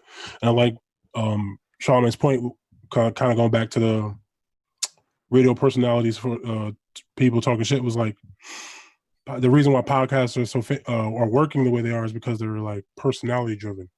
Like, personality. Yeah, like the radio, like he was saying, like Sean, because obviously he works in radio. He was saying like how a lot of the stations they fell back from that and only relied on, okay, these are the hot music, so we're just gonna play whatever this music is, and then not invest in like having the people on the shows that have the personality to draw people in. Right. Without that, you kind of don't draw the people in the same way. They don't care. With podcasts, yeah, so maybe you don't have a broadcasting degree, but if you have the personality to draw some people in, you got a good thing going. Shit, I've been trying to get them to hire me on radio for like fucking 4 years now. But at this point, you don't want to do that? Yeah, like I mean, I know financially it's probably a better, at the moment, outcome. Something I want to do, and I feel like I can help them niggas. Yeah. I feel no, I could see that. I mean, I could build my own shit, but that would take a lot of time and money. I could do it. I just need the backing. Like, if I was to get like a fucking small business loan for some shit, nigga, fuck work. What? Get this shit popping right now. I don't know. I just seen so many people do it by themselves that I don't feel like you don't need a radio like that. You don't, but it takes longer to do it this way. And also it depends on what your goal is. Right? Because with podcasting, you know, we have our set niche audience where it's like somebody has to like share it and then like it and then want to listen to more episodes. When you on the radio, it's just like it's broadcasting. Flavor in your ear, dog. Yeah. Flavor in your ear. It's just there, nigga. It's just broadcast. You hit a fucking channel on your dial, nigga, I'm there. Niggas have to find this, like it, subscribe, want to listen to more, not give. Especially what we're doing, because this is super specific. You have very to niche, where it's like, okay, want video game, comic book. So yeah, everybody likes music. Everybody don't like comic books and anime, especially black people. So. I just feel like you have a better range of doing it on the internet than doing it in the radio on a local place. That's what I'm saying. You can definitely hit a wider range of people, but it's just, I don't know. It's all about reach and then the connections that come with that. Because if it's just us three and we gotta depend on ourselves to market this shit, promote the shit, and then get people to listen and keep them intrigued to keep coming back, cool. Nigga, once you on the radio, they got a whole department for that. They push shit out, they market shit. They got money they can put into marketing. Yeah, it's just us, niggas. Domino, Bobby, Hesh. What the fuck we gonna do? It is what it is. It is what it is. I'm like, we can do it. It's just, like I said, it just takes longer to do it this way. Longer and harder. But do you want it quick? Do you want it quick, or do you just want to build to it? Is that the thing? I've been doing this shit 5 years. Ain't shit quick about this. No, it's not about quick.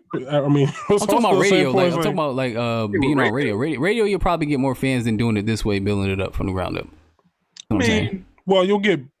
There's a give and take with it. Yeah. So, you know, I don't want it quick, but you know, I want the shit to come though. yeah, like the opportunity that could open up, you know, where you meet certain people when you're in a certain industry right now, because we're, you know, we haven't reached the right people and we are on the internet, and you know, we just haven't hit that certain ear yet. Yeah, so shit is shit, niggas. Yeah, but you know, listening. Share the shit, you know, tell somebody. I mean, put somebody on. You know, you never know. Who. Just share the shit. It take 2 seconds to hit a button. It's just, I don't know. Maybe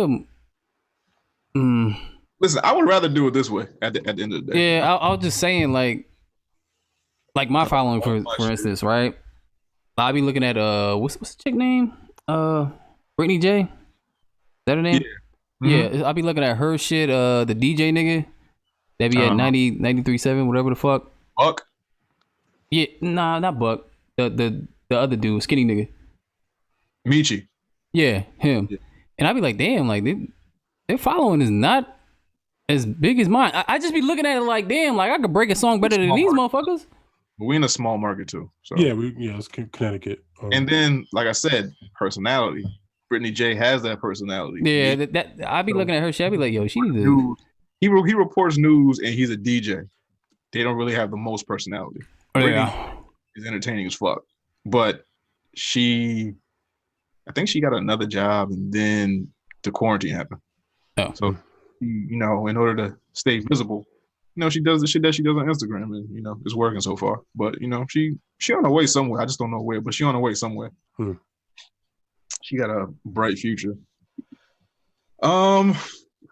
Gaming news. Sony has PS5 games. Sony says PS5 games will be announced soon. I'll be right back. I would assume. I talk to them. I can go. Oh yeah, I'm looking at it. I'm trying to think of what game would it be. no, they're saying games in general. So Yeah, I know. What you know how they had their flagship games and shit like that. I know it's not gonna be Crash Bandicoot. I mean, you say that, but it could be. Why not? Why not come up with Crash fucking 7 or whatever the fuck is gonna be? Crash. What kind of flagship game? Ratchet and Clank. I kind of like that a Ratchet little and bit. Clank would be cool because it's been a while since they had that. Spyro. Do I really? People fuck with Spyro. You know, I mean, most of those games had remakes, remasters in like the last 3 or 4 years. So yeah, they did. That's why I'm like, it'd be cool. Like, oh, here's a brand new one for the PS5. That'd be something dope that we'll probably get people who are diehard excited about it. Yeah, I mean, God of War, they probably at least announced, right? I don't know where that is at as far as like development, but it seems like it's gonna take a long time. That one came out 2018. Yeah, So, yeah, something like that. So I mean, so maybe it might still be a little too soon to announce that. Yeah, and the graphics they probably putting on this shit, if it is, well, it's definitely gonna be for PlayStation 5 at this point. Yeah. New technology depends on if their interface is easier to work with than this shit. I don't know. Everything's gonna basically be 4K, so 4K with ray tracing. I don't know how long that shit's gonna take. Ray tracing and everything. I don't know what else. What kind of? I don't know, cause PlayStation kind of forfeited a lot of their exclusives that I thought they were gonna keep, like Tekken, for example. Was Tekken the PlayStation exclusive? Yeah, it started on PlayStation. Remember, it started going exclusive. Yeah, Tekken was exclusive. It wasn't on Tekken wasn't on Xbox, the original Xbox. Yeah, but I could swear it was on like 360 and all that shit. Yeah, it was. That was the thing. That's what I'm saying. Like the minute it moved over from PlayStation exclusive to Xbox 360, I was like, damn, why they fucking give that away? Because niggas like to kick niggas in the face. That's the. Do they have Street Fighter 5 exclusive? No. Didn't they have to give money? Didn't Sony like give money to Capcom to make that shit? Not sure. Not sure. I could have sworn. I don't think it's exclusive. Yeah, I don't think Street Fighter is exclusive. The fourth one wasn't. The fifth one was. Oh. I feel like Sony helped to get that game made because Capcom didn't have the backing for it. Oh, well, they was like, nah, not now, dog. This fucking diet is kicking my ass, nigga. I smell food and I want it. Smell food. They out there grilling? Niggas are grilling. Yeah, I smell fucking dogs and steaks, man. Yeah, I'm hungry. I have not eaten. Dying out. I was lying. I had a muffin earlier. You know what was good? I wouldn't mind seeing again. What? Little Big Planet. Yeah, we said that. We said that before. Like, yo, yeah. Well, they just came out with Dreams or whatever. I don't know if they're gonna do that. Little Big Planet anytime soon. Let me see the best game character that. Did y'all talk about the price rumor? No, what's the rumor? Oh, I know it's gonna be ridiculous. 700. Like 650. Yeah, it sound right. Sound about right. That seems about right. Y'all want that speed, right? Brag about that fucking speed. What's the one below that though? That's where, and I think this is why Xbox is waiting, and I think they're going to undercut them, and they know why. As far as I know, PlayStation is only coming out with one model. Yeah, but what do I get? So for 650, supposedly, what do I get? Do I just get the console, or do I get like 2 games, or like? No, you get the game, console and controller, nigga. See, that's why. That's why. You're like PlayStation Plus, or like no console and controller, nigga. See, that's the whole thing with the fucking Xbox. Like, you're not losing anything if you get this shit. You can keep your controllers. Keep your controllers, fucking in your games. So that's what Xbox has to do. They have to slash their price, and they have to give you a free year of Game Pass. It's all right. But it's not even a free year Game Pass. You're just gonna get Game Pass, and what Game Pass you get? Probably like 30 days. A lot of Microsoft first party games. So the shit should come with Game Pass for like 6 months or a year or something like that. And we're like, here, enjoy all these games on this brand new Xbox. And then after a certain amount of time, we gotta chuckle some bread to it. But it's not even a lot of bread. I mean, even if they don't give it to you for free, it automatically pays for itself as soon as. Yeah, so I'm saying, so if they need some type of incentive because 6 something. Well, that's for it's crazy. You said for PlayStation. Yeah, for PlayStation. I'm talking about Xbox when they come out. So yeah, they're not gonna go. They're not gonna. I think they're gonna undercut that. So I'm thinking Xbox is going 500, and they knew going in that they're probably gonna try to be as cheap as possible. I mean, that makes sense. They're gonna take a hit on the. They're gonna not make as much money or any money. They're gonna take a loss on the console to just get the consoles in people's houses. Just tired of people thinking that this technology don't cost. It does. It should cost. Yeah. You want it? Like, gotta pay a cost to pay the boss, nigga. You got a layaway plan or something like that. You got $6 to drop off to the get your rip. credit up. Shit. It ain't even during tax time. It ain't. Nah, it ain't. That shit, man. No, I mean, especially after this Corona shit. That's right. That's where stuff is gonna get tricky because this Corona shit fucked a lot of people's stuff up. So that will be interesting to see how things go going forward. Because niggas ain't gonna have niggas. What happens when the pandemic come back and I ain't got no money? I can't buy the I'm gonna just have my girl buy it for me. So, yeah. knock the fucking bottom out of her ass a couple of times. They be like, "Yo, no, for my birthday." PS5 coming out, baby. What you saying? And cop some Blue Chew. Yeah, pop out Blue Chew. God damn. This nigga trying to get that PlayStation early. I'm trying to get 2 controllers with it. 2 controllers. I ain't gonna front that controller look nice though. Look like a fucking boomerang. Yeah, it look nice though. I ain't gonna lie. It look nice, but I want to know like the fucking charge, the charge in it.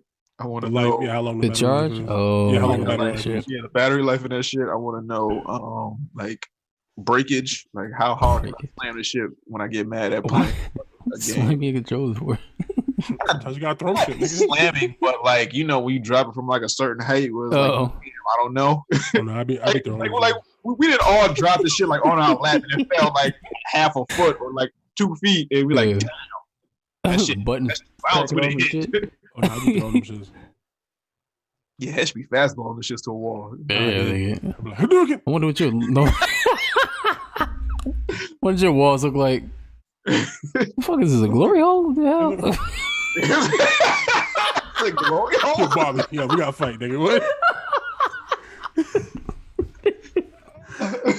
I'm sorry, what, nigga? Oh no. We gotta fight, nigga. Dad, is it true?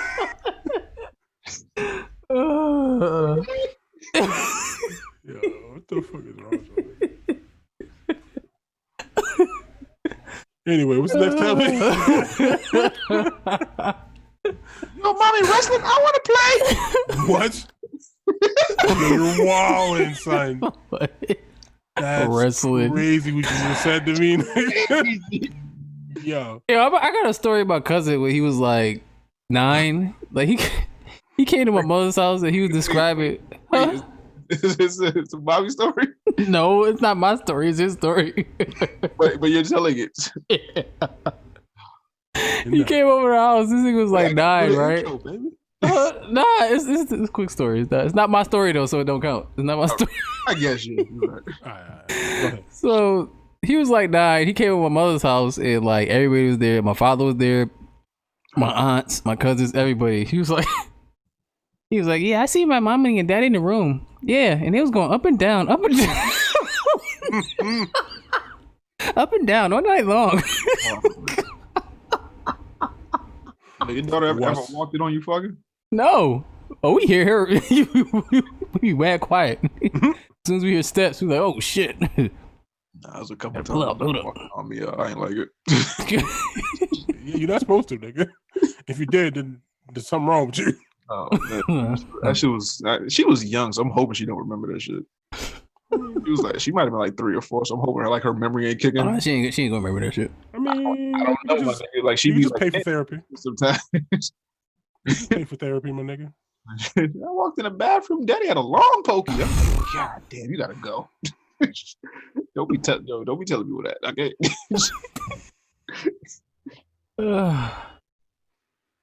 So, God of War. Yep.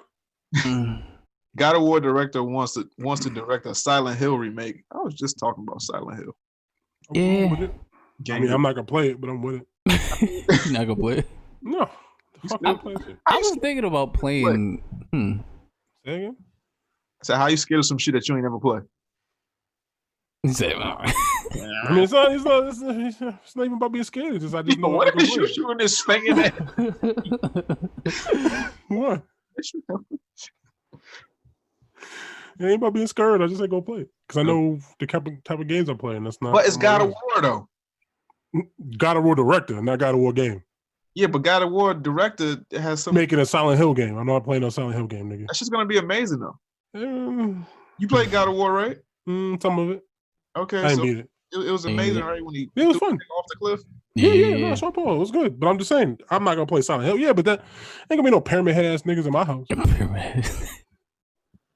Dog, the dark will not get you. I ain't scared of the dark. Scared of Frank? I don't know who Frank is, so I'm just be careful how I respond to that. A couple episodes, y'all was talking about niggas not scared of the dark. He's like, what if this nigga in the closet? I forgot about that. Fuck is Frank? Like, yo, I'm in my closet, kill him. I forgot about that shit. Yeah, Frankie house. At this point, welcome in death. Hey, welcome in death. What? What's wrong with you? So, when he says some morbid shit from that one, I'm just not gonna laugh and let him sit in that fucking silence. Just go. Oh, you gotta laugh at it. It's funny. Yeah, no, it's not funny no more. Oh, That they funny.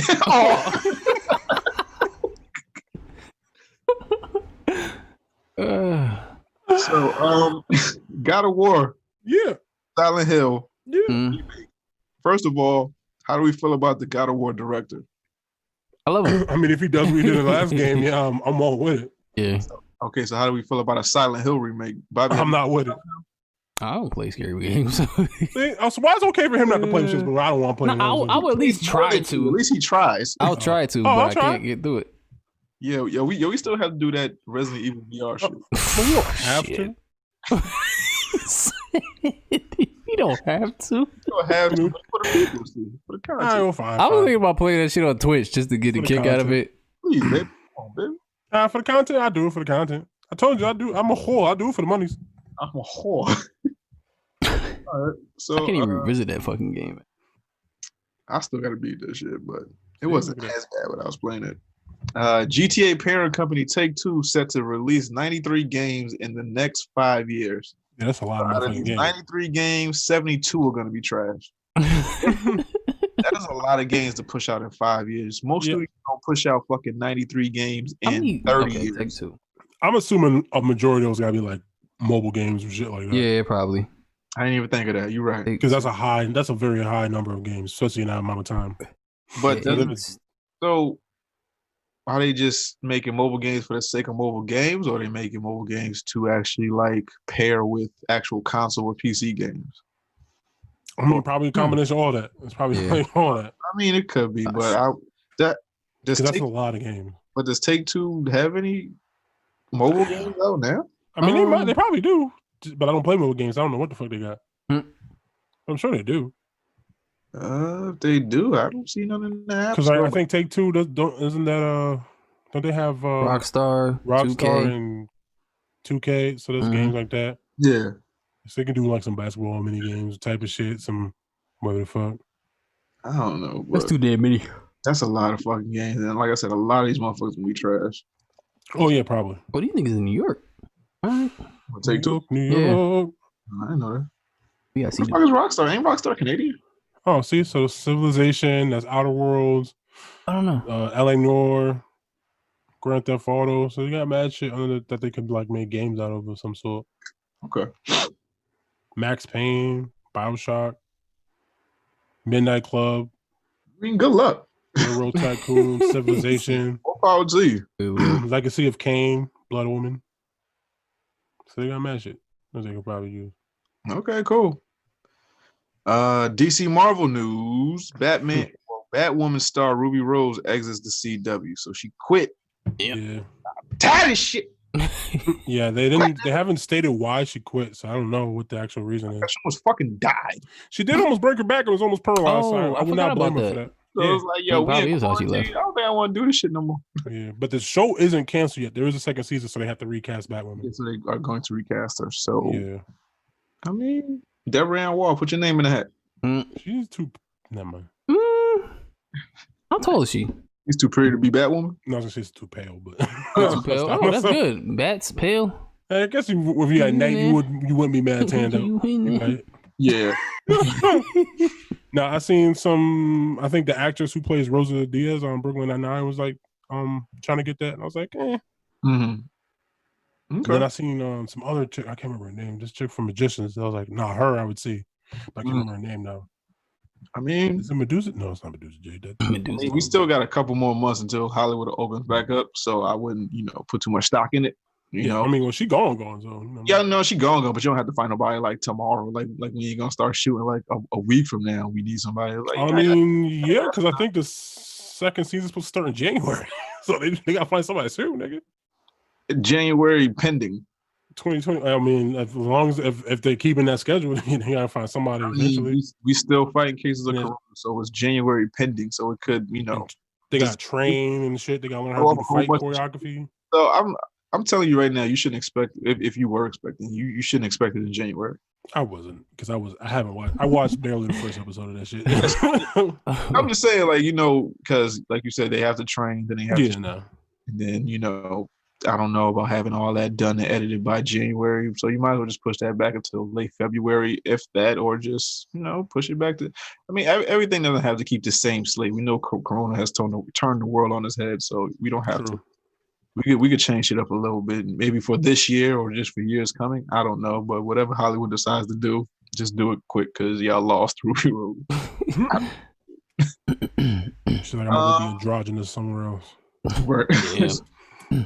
And last and final thing, probably the biggest thing in a while, WB finally plans to release Bobby's Snyder cut. Why is it my Snyder cut? Because only been talking about this since the show started. Facts. Me nor Hesh talk about this. You've been the one talking about this the most. Oh, yeah. Okay. Because I ain't wanting at first, and then I figured out the ending was different. Yeah, I figured out the ending was everything was different. All the scripts online that all them he say she say shit online, Twitter, or fucking Reddits, whatever the fuck. Now it's coming to HBO Max. The Snyder cut, the whole 2.5 hours. They say they're talking about it's going to be like 3.5, closer to 4 hours. God damn. Yes. I want to see it. So here's the thing. I'm not going to lie. I would buy HBO Max for this. And only out of morbid curiosity. Like I'm just at this point, because I'm tired of these niggas talking about this shit so much. I'm like, I do kind of want to see it. Okay. I had no intention. I had no real care for it before, but I'm like, I mean, especially now that it's actually a real official thing. Like, all right, cool. Yeah, but this also proves the fact that shit wasn't done. Yeah. They're going to make one. There wasn't one done. All that time y'all was talking about. That's what they said. They're going to make one, and because it's not coming out until 2021. It's not coming out this year. It's coming out next year. Yeah. So they're making a Snyder cut. They gotta put another $30 million into it. So they're gonna they're gonna finish the CGI for whatever he has. They might have to get the actors back to do some VO work. So like they're making a Snyder cut. This shit didn't actually exist. That seems a little counterproductive. Actually, no, not if you're trying to launch your fucking streaming service and you have something that will definitely get people to come in and pay money for it eventually. Because there'll be a lot of people like me who'll be like, I'm gonna pay this money so I can see this shit, see what the fuck this is. Jason Momoa said he's seen it. It's just that I've seen a version of it. Yeah, it's just that the thing is, CGI is not 1/4 of it was Zack Snyder shit. The rest was Joss Whedon shit.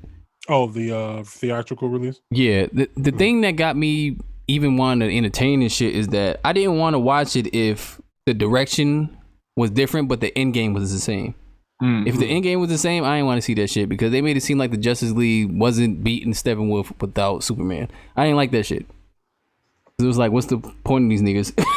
If Superman just show up. Something I saw on the internet, which I don't know is true, but they were saying like Steppenwolf he didn't get like killed by the parademons. He like goes back to Apocalypse and Apocalypse is there, and he's like something like that, some shit like that, something like that. So yeah. And they have a version where Wonder Woman's cutting off his head. I was like, oh, that's way better. Now I want to see it. The minute they start saying that, now I want to see it.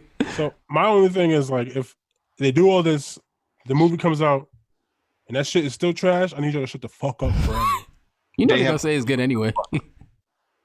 It's a masterpiece. No, it ain't. Nah, they need to shut the fuck up forever. I don't want to hear nothing from niggas ever. Yo, has there ever been a movie that long that was that good? I'm sure somewhere. How long was Malcolm X? At least 3. Wasn't no 4.5. Malcolm X. Well, 3.5 to 4. Y'all gonna bring roots, nigga. How long is? I mean, that's a mini-series thing. So I mean, I guess if you want to count that as if you do it in one sitting. Yeah, but that's Michael Jackson, American Dream. I can watch that shit straight through, dude. I mean, do we think that they had a plan to ever release this in theaters, or was this because quarantine, we need niggas at HBO Max, let's do this shit? I really think the Trolls shit had a hand in it, and that Sonic shit had a hand in it. I really think they was looking at that shit. They was like, "What the fuck did Sonic do?" Because they changed it. They changed it. And then it was a success. So I was like, oh shit. Then the Trolls World Tour shit came out. They started making money. They was like, wait, hold up. Maybe we should do this shit and just bank off it right quick. Well, they said I think, I don't know if it was Zach directly, but they said that the fan campaign online was a big deciding factor in them actually doing it. They were doing that shit for like 5 years. They would say that now. It was like 3 years of them doing that shit. Like a while. It was this motherfucker on my fucking Twitter posting about that shit every day. Every fucking day since that shit came out. Why do you follow him still? Cause he cool. He cool. He cool. He's cool, but yeah. Once a day, and I'm like, nah, he cool to talk to. Yeah. But Snyder, I want to see it. Y'all up for the 4-hour journey? Well, I mean, especially if we get to watch it at home in the comfort of my life with the pause button, I can go to the bathroom when I want and make a snack and shit. Yeah, I'm okay with that. We have to go back to the studio. You have to leave the comforts of your home. Why? He said why? I don't have a good reason why. I'm gonna be 100% honest with you. He gonna be a fucking hologram in the seat. Yeah.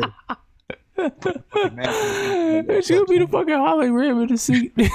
I just don't want to have to, you know what I mean? It's good not having to spend money I don't have to spend if I don't have to spend. It's always cool not doing that, but you know, I just like the feel of the studio. Oh no, look, I know eventually we're gonna have to go back for the quality of the show. I understand that. Yeah. But for as long as we can do it, we can push it back. I'm okay with doing this. Yeah, like I'm saying, look, the longer we'll talk about it. Yeah, the longer we can hold off, I'm good with it. I know eventually we gotta do the studio shit. I mean, okay with this. We still in phase 1. Maybe like phase 3 was like, yo, what y'all think about going to G? You know, it's not rush. Rush. Y'all think about going back to the dojo? You know what I'm saying? Rush. But I'm with it. I mean, whenever we gotta go back, I'm ready to go back. Yeah. But you know, again, we shall talk. But for now, this is what y'all. Yeah, this is what y'all get. Enjoy. Hopefully, it's good enough for your Oculus. I think it hasn't been too bad. Nah, but is that it for topics? Yeah, it's been. Okay. All right. So, like we said at the beginning, we do have an interview for you guys. So we have the digital media strategist of Noir Season. We have Jacqueline Cottrell, aka Jax Attaxx. So we have her on the line. You know, if you're watching on YouTube, you will see her in a second with your Oculus. And if you're listening on, you know, your audio platform, she's gonna come in right about now. All right, so Three Ninjas Podcast, Domino, Hesh, Jones, Bobby. And if you are looking on the tube, we got something for your Oculus right now. Special guest that we got on the line right now, we have Miss Jacqueline Cottrell, aka Jax Attaxx. How you doing? Good. How you doing? Thanks for having me on. I'm sorry I look like a mess. I look terrible right now. I look like a whole ass mess. Listen, my shirt is wrinkled, but you can't tell. But you know, everything is good. Glad to have you here. Now, first of all, how are you? How are you doing? I know you live in like the epicenter of the pandemic. So how does it feel to live in like Raccoon City? To be honest with you, people are acting like it's not even a pandemic. Case in point, every time we go to Walmart, people are just walking around without their masks on. Like, ain't nothing wrong, ain't nothing going on. I've been taking Uber a lot, and there was this one Uber driver, I'll never forget, he pissed me off so much.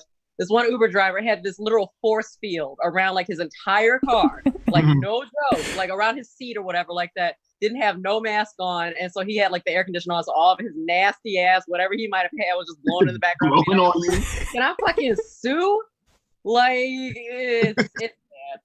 It's bad down here, but for the most part, we're doing good. Like the North Caesar office is still going strong. We're still working and everything like that. Johnny and his family are good, so everything is good down here. Good to hear. Now, if you guys did not know, Jacqueline is the digital content strategist for Noir Caesar. I know that's a comic book or a company, I should say, that you've probably been seeing in a lot of posts.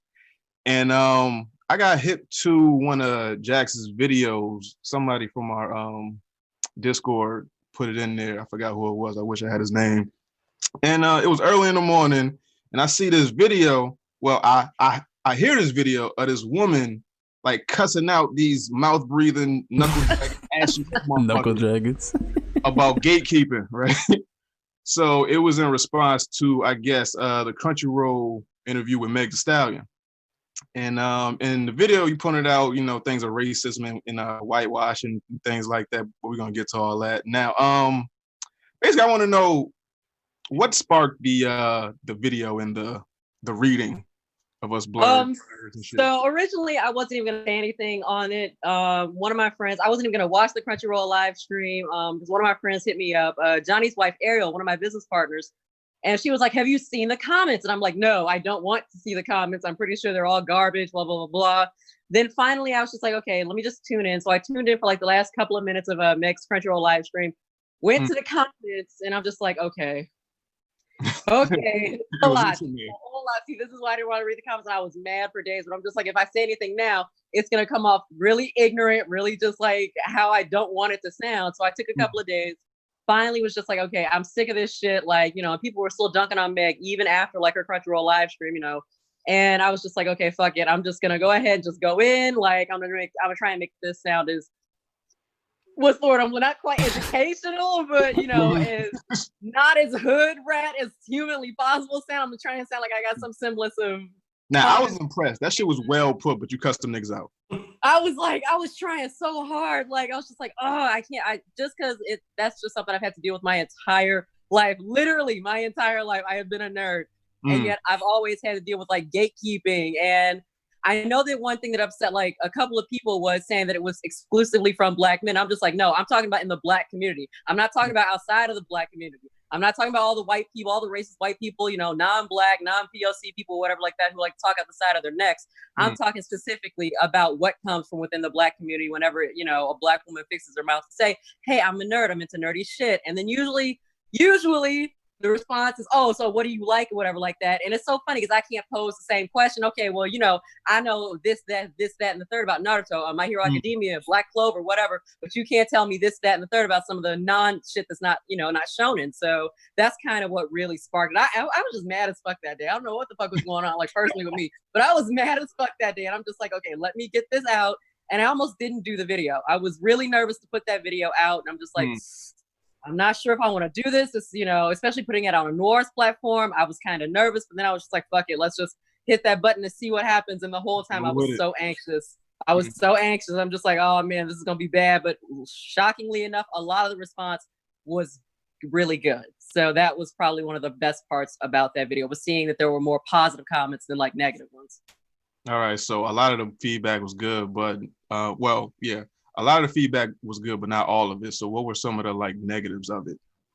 Oh, you stupid bitch. Like, you don't know what you're talking about. Yeah, like literally that was it. Like, and this, one of my favorite ones. Oh, this bitch probably fucks with white dudes, blah, blah, blah, blah, blah, blah, blah, blah. And I'm just like, all right. I mean, like. Do you? No.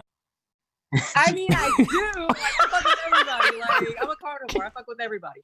But, like, I was just like, some of the comments were so fucking hate-filled, like, oh, she needs some dick, oh, she's a dyke, like, and I'm just like, damn.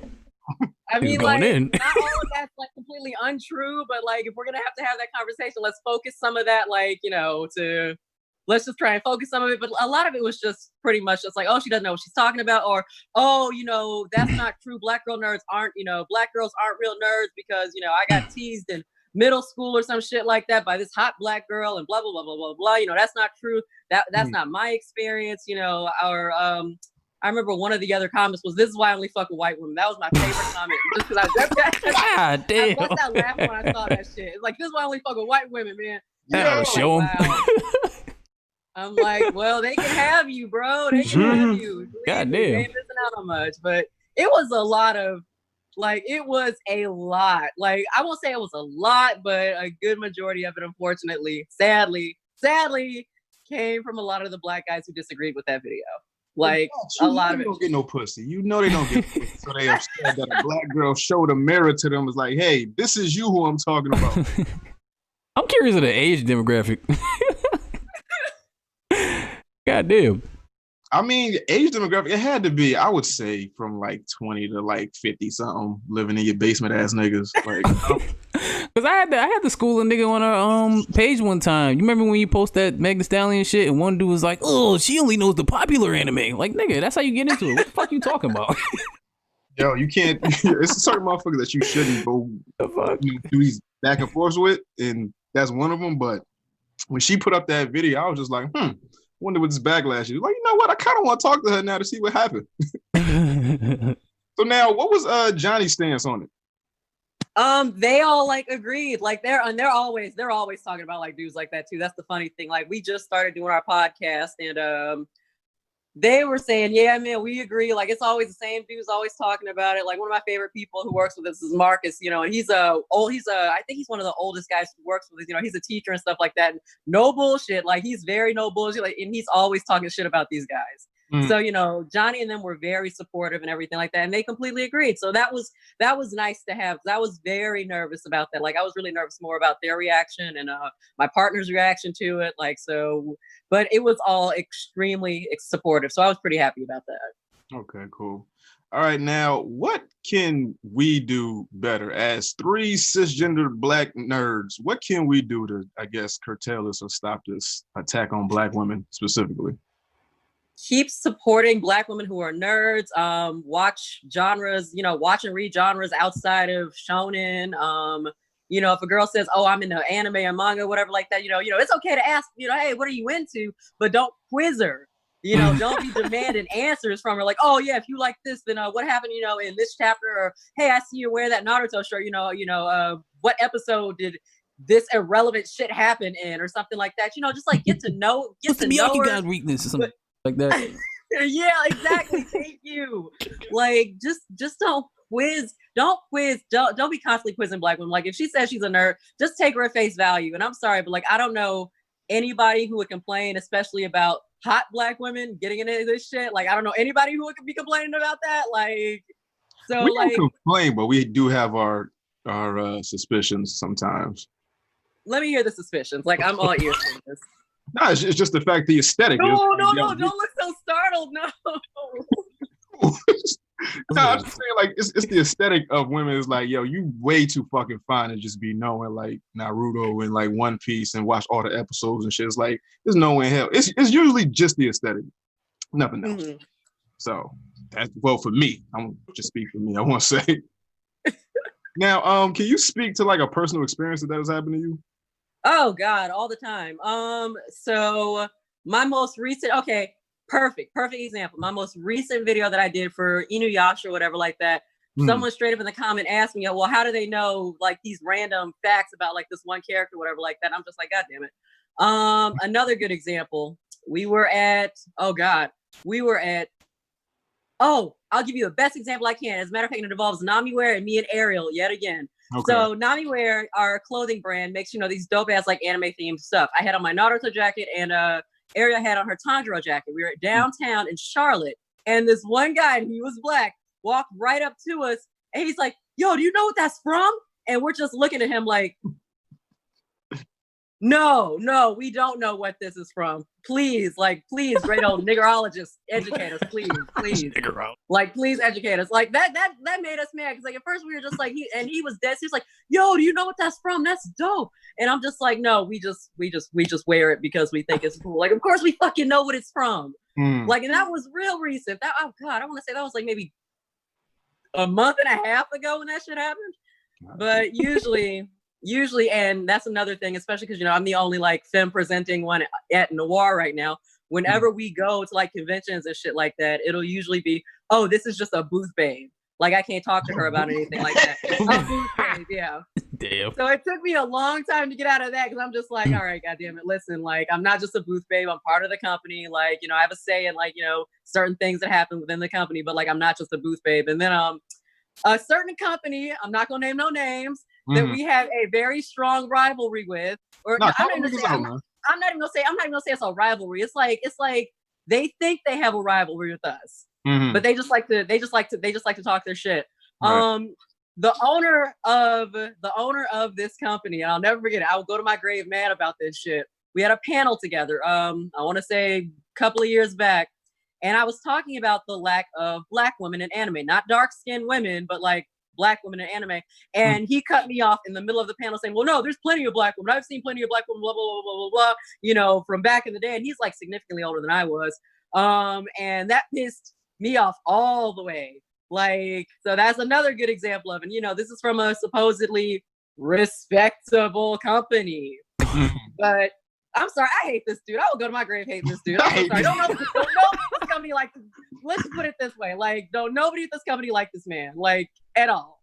Period. In the subject. But the fact that, you know, he chose to speak over me and my experiences like that just pissed me off. And of course he's Black. But like that really like that was one of the main experiences I think I can point to, at least recently and within like the last like couple of years, that I can point to like right off the bat. For the most part, it's just internet harassment. Like, oh, how do you know, how do you know like what you're talking about? Like, how do you know what this character does? How do you know just all these other things? So that's usually what it is. That's almost exactly that's usually what it boils down to. Like if I put up a video talking about like, you know, because I like to do in-depth reviews of shit like that. It'll usually be somebody it'll be at least 1 or 2 comments trying to correct me on the shit that I know what I'm talking about. And they actually. Well, actually, yeah, that guy. So I would say that gotta be on a shirt. Quite common. I would say that it is quite common, but for the most part, like a lot of the reception to like the videos I do and everything like that have been really, really positive. So I'd like to say it's only a small margin of these dudes who are always talking this shit. Okay, cool. All right, now on past episode, you know, we talked about growing up as nerds and being Black nerds, I guess. Now, what's your experience growing up as a Black nerd? When did you realize that you were a nerd? Oh Lord. So my first ever anime was Crying Freeman, which I watched when I was like yay high. Like I must have been like 10, 9. Like I was a kid when I first saw this. And I was like, this is very different from a lot of the cartoons or whatever that I'm so used to watching to, namely because there was so much sex and violence and tattooing and shit like that. And I'm like, I can get into this shit. Wait, so like, how come do it? Like, did you buy like a video or something? Or like No, it was my neighbor's brother's video, and his sister snuck it so we could watch it. Got you. Just because there was like a ton of sex in it, because you know we were like kids, and so we were watching. And I'm just like, this is a cartoon. Like, you know, I didn't know what anime was at that point, and I'm like, this is a cartoon, right? And then like her brother or some shit was explaining like, no man, that's anime, and I'm just like, well, all right then. And I kind of forgot about it until a couple of years later, and then Sailor Moon came out, and then Card Captors came out, and I'm just like, oh, I could really get into this shit. And then I started reading manga and getting into the stuff, you know, they'd have like the old Barnes and Noble and other like bookstores, libraries and shit like that. And I'd go straight there because I felt like, you know, anime and manga gave me something that I was lacking from Western comics at the time. I felt like they were unafraid to talk about a lot of the shit that, you know, certain Western animations or whatever are afraid to talk about. So I knew very early I was a nerd. And especially when I got into gaming very, very young. I think my parents were very concerned because my sister was playing with Barbies, but I wanted like the newest Sega Genesis and PlayStation, all that shit like that. So they're like, oh Lord, where have we gone wrong? But I've always been a nerd. So, and I think growing up, especially growing up on the south side of Chicago, it was rough. It was rough. I got called a white girl. Like, why do you like that white people shit? And I didn't realize that what I liked was normal until I moved away from Chicago and I moved to the suburbs for high school. Long story. I moved to the suburbs for high school and started meeting like different people, like tons of different people. Other Black kids were into the stuff that I was into. Realized we didn't have an anime club. So I was just like, well, I want to start an anime club here at the school. Started an anime club. And I think it shocked a lot of kids, especially because we went to a very white school. Like it was predominantly white. When they walked in on the first day anime club, it was just like, you're the president. Like, so that was kind of a shock for them as well. But I would say growing up, like it was rough because it had me real confused about myself for a long time, like kind of hating myself. Like, well, I wish I liked more popular things. Like everyone's listening to B2K. I'm listening to like this, nobody understands like this Japanese ass song. You know, I'm like, hyped over that shit. And I'm just like, maybe I am a little weird. But then, you know, as I grew up, I just kind of started to embrace it more, especially when I realized my younger cousin was into it. And then one of my oldest aunt is a big ass nerd herself. Like, she's a hardcore gamer. Like, she plays like professionally. So it was really, yeah, I mean, like, it was dope. So it was a pretty rough road growing up, especially being a Black girl nerd. But I would say the older I got, the more I became more comfortable with it, got into cosplay. And it's pretty much just been like an upward, I'm sorry, I keep seeing your Tiger King thing. If you want, I could change it. No, don't change it, please. Leave it up. But that's pretty much what the experience for me has been like. And so far, it's been an overall positive one. I will definitely say I didn't get super comfortable with everything until maybe my late teens when I started, branching out, going to conventions and shit like that. But even then, it was like, I had all the Black kids at school looking at me just like, what the fuck is wrong with her? Like, she is just right. Like, yeah. So that's been my experience for the most part. Now, you weren't like the awkward Black kid. It was just like, oh, she like anime and shit like that. You wasn't like. No, I was the terribly awkward Black kid. Okay. Like, you was one of them. Okay. I was one of the embarrassingly. I wasn't wearing like the Naruto headbands and running back and forth like in the school and shit like that. Like, shit. no, I was just. You went too far. I was just awkward. Like, I was just socially awkward. It couldn't be helped and shit like that. Like, I was wearing like cosplay to school or whatever like that. Now that's something I did enjoy doing. Oh, I would wear Yeah, I was like, yeah. Stop laughing at me, damn it. Nah, that shit is dope to be that like comfortable with yourself as a teen and in high school. Like, yo, fuck y'all, yo. I'm wearing my. I look good. You couldn't do it, man. Nah, I couldn't do that shit either. Nah. Do it. Shit, I remember I told you about my boy when you tried to power up. I was like, nah, I don't see it, bro. I don't see it. Talk to that nigga no more either. See? Now, did you face any bullying when you did stuff like that? Oh God, yeah, all the time. All the fucking time. Like, and usually it was always along the vein of like, you want to be a white girl so bad. Like, even from in my family, that's the best part. Whenever it came from like my parents, that would always be the funny part, especially because most of my cosplays were usually skimpy. So they, of course my dad would have an issue with it. My mom would be like, you know what, I'm just gonna let you do you, sweetheart. Like you knew she wanted to say some shit. And then of course, my grandmother is extremely religious. So she definitely thought there was something wrong with me. She thought that was some devil shit. In that child. I'm just like, look, grandma, like it's not no devil shit or anything like that. But then like she wouldn't let me watch Inuyasha, like all of that shit. Oh, that's devil shit. That was some devil shit to her. Yo, that's like my mom. My mom told me not to watch Dragon Ball Z because of Mr. Satan. Remember that shit? Because I had the sub, and they was like Mr. Satan. She's like, oh my god, what is this devil shit? I was like, oops, my bad. Yeah, my boy's mom burned his Yu-Gi-Oh card. God damn. Demon shit. I was like, damn, son. That nigga ain't say he was gay. He just like anime. What? Tell your parents you're gay. No, not my son. Like, Not my son. Like, what? It's not that serious, my nigga. Now, at what point did you get the fuck out of Chicago and be like, hey, this ain't the place for me? Oh God. So I had to move around a lot, family situation and shit like that. But I had to move around a lot when I was younger. So I finally left Chicago on my own when I was like 20. And I'm just like, fuck it. I need something new. I need something different. And one of my girls was living in California. She was a model for the Suicide Girls. And she's just like, you totally come out here and model. I'm just like, I've never been on the West Coast. I have never left the Midwest. Like, fuck it, let's go. So I bought a one-way ticket out there and like lived in California. And to this very day, like that is home for me. But that's when I really like just went wild with the shit. Like I was going to anime conventions, like I was modeling for Suicide Girls. We did different events and all that shit like that. So that's when I finally left Chicago. I want to say I was maybe 21, 22 or whatever like that. So that's probably when I left Chicago and like have never looked back. Now, when you went to California, did they know what you were doing? Your parents, did they know what you were doing out there? Oh yeah, no, I wasn't shy about that shit. I was posting all my nudes and lewds and shit like that on Facebook. Like, look at my new stuff for Suicide Girls. And of course, I'd always get like, I was proud of that shit. Like, I was damn proud of that shit. And then, especially when I went pink and became an official Suicide Girl, like I went like nuts with that shit. But every time I posted some shit, of course, I'd always get a call from like my family member. My mom is totally cool with that. Like, my mom is pro ho, like point blank. Like, all pro ho. Like, you would be surprised. Like, you want to know where I get it from? I get it from my mom. Like, she is the most supportive person ever. But it would always be someone in my dad's side of the family being like, "Oh, what's she doing now? She's got her titties out, and I'm so disgusted." And da da da da da da da da. And I'm just like, okay, well, you know what? Here's some more loots for you. Bye. That would just be my whole attitude. Now, how long did the modeling last with Suicide Girls? Oh God, I was with Suicide Girls, I want to say for 2 years. But there was something I didn't like about it though, because they had a very, very, very limited stock of Black women. Like I want to say, I've never aside the only Black Suicide Girls I've ever seen, and I mean like there's like only like you can count them on like one hand. It's Malou, that's my best girl. I love her so much. There's Midnight Sun, but she's brand new.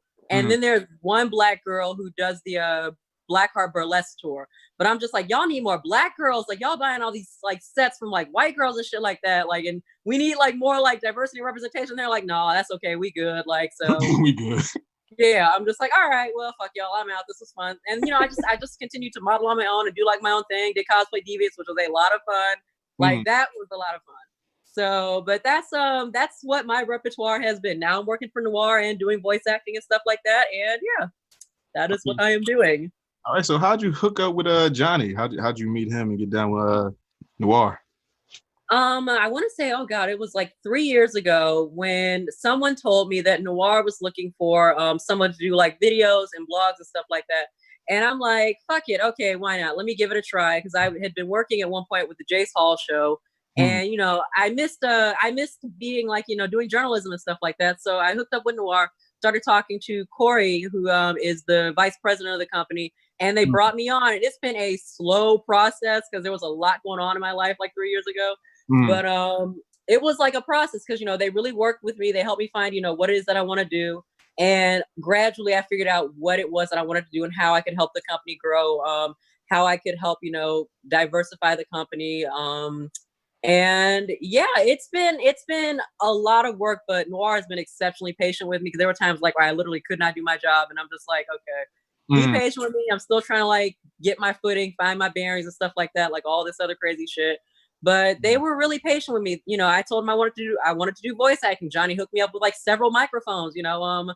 I told them that I really wanted to start being more professional. And this was very recent too. And so our music producer, Will, was just like, I'm gonna teach you how to, you know, use like Adobe. I'm gonna teach you how to, you know, use your microphone and shit like that. Like that way, you know, you get good sound. And after that, I just started interviewing different voice actors, talking with them. I know I just interviewed John Eric Bentley, who was the voice of Barrett in Final Fantasy. He gave me a lot of great tips. He's a really dope guy.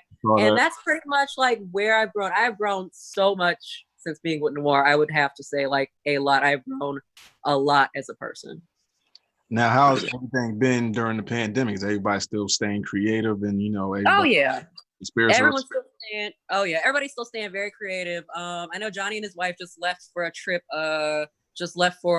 I believe, but everybody's still staying creative. You know, we got something huge coming out. I can't talk about it. I wish I could. Otherwise, I'd just be spewing it. But like, we've got something very, very huge.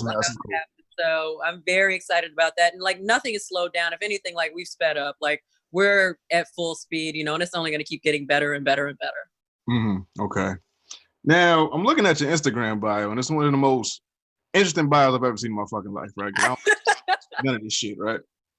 Now, I need you to educate me because I'm stupid on a lot of this shit. Now, no, I'm happy to. Go for it. Please. So, autistic blurred. Yes. So, you're on the spectrum. Yes. Okay, so what type of autism do you have? I pretty much have, and I don't know if you guys can notice it, but like I have a slight speech impediment. If I get too excited about something too fast, my shit will run together like real fast, so you won't be able like to hear what I'm talking about. I'm the type of autistic where my memory is complete garbage, unfortunately. Like I can remember. I think you got that. Yeah, I know, right? Like I'm so sorry. I think my memory got that. Yeah, you just call me autistic. Right. I mean, maybe. Damn. Got that. Okay, go ahead. I'm sorry. But as far as that goes, I would say my math is absolutely terrible. Like when I say my math is terrible, I mean my math is bad. Like if you were to ask me to divide or multiply something right now, I'd look at you and probably panic for a second and then be like, next question. Right. the way I type is really weird. You know, like how people do like home row or whatever like that. Like my typing is like, you know, like the old, oh God, there's a word for it's like hunt and peck, I guess they call it. Except it's like peck with like 90 words per with like 90 words per minute. Yeah, like that's something weird that I can do. I'm weirdly ambidextrous, and even though like my short-term memory is shit, like I can remember random ass facts. So like I guess there's a specific word for it. So I have my hyperfixations, which I'm able to kind of like work into my videos. So like I love psychology and sociology. So I use that to break down like a lot of the things that I do in my videos, a lot of different anime series, a lot of different anime characters. And I would say that's my type of autistic. Like you'd notice it. Like I don't know if it's like shining through. Like right now, I'm kind of awkward about that. I'm sorry.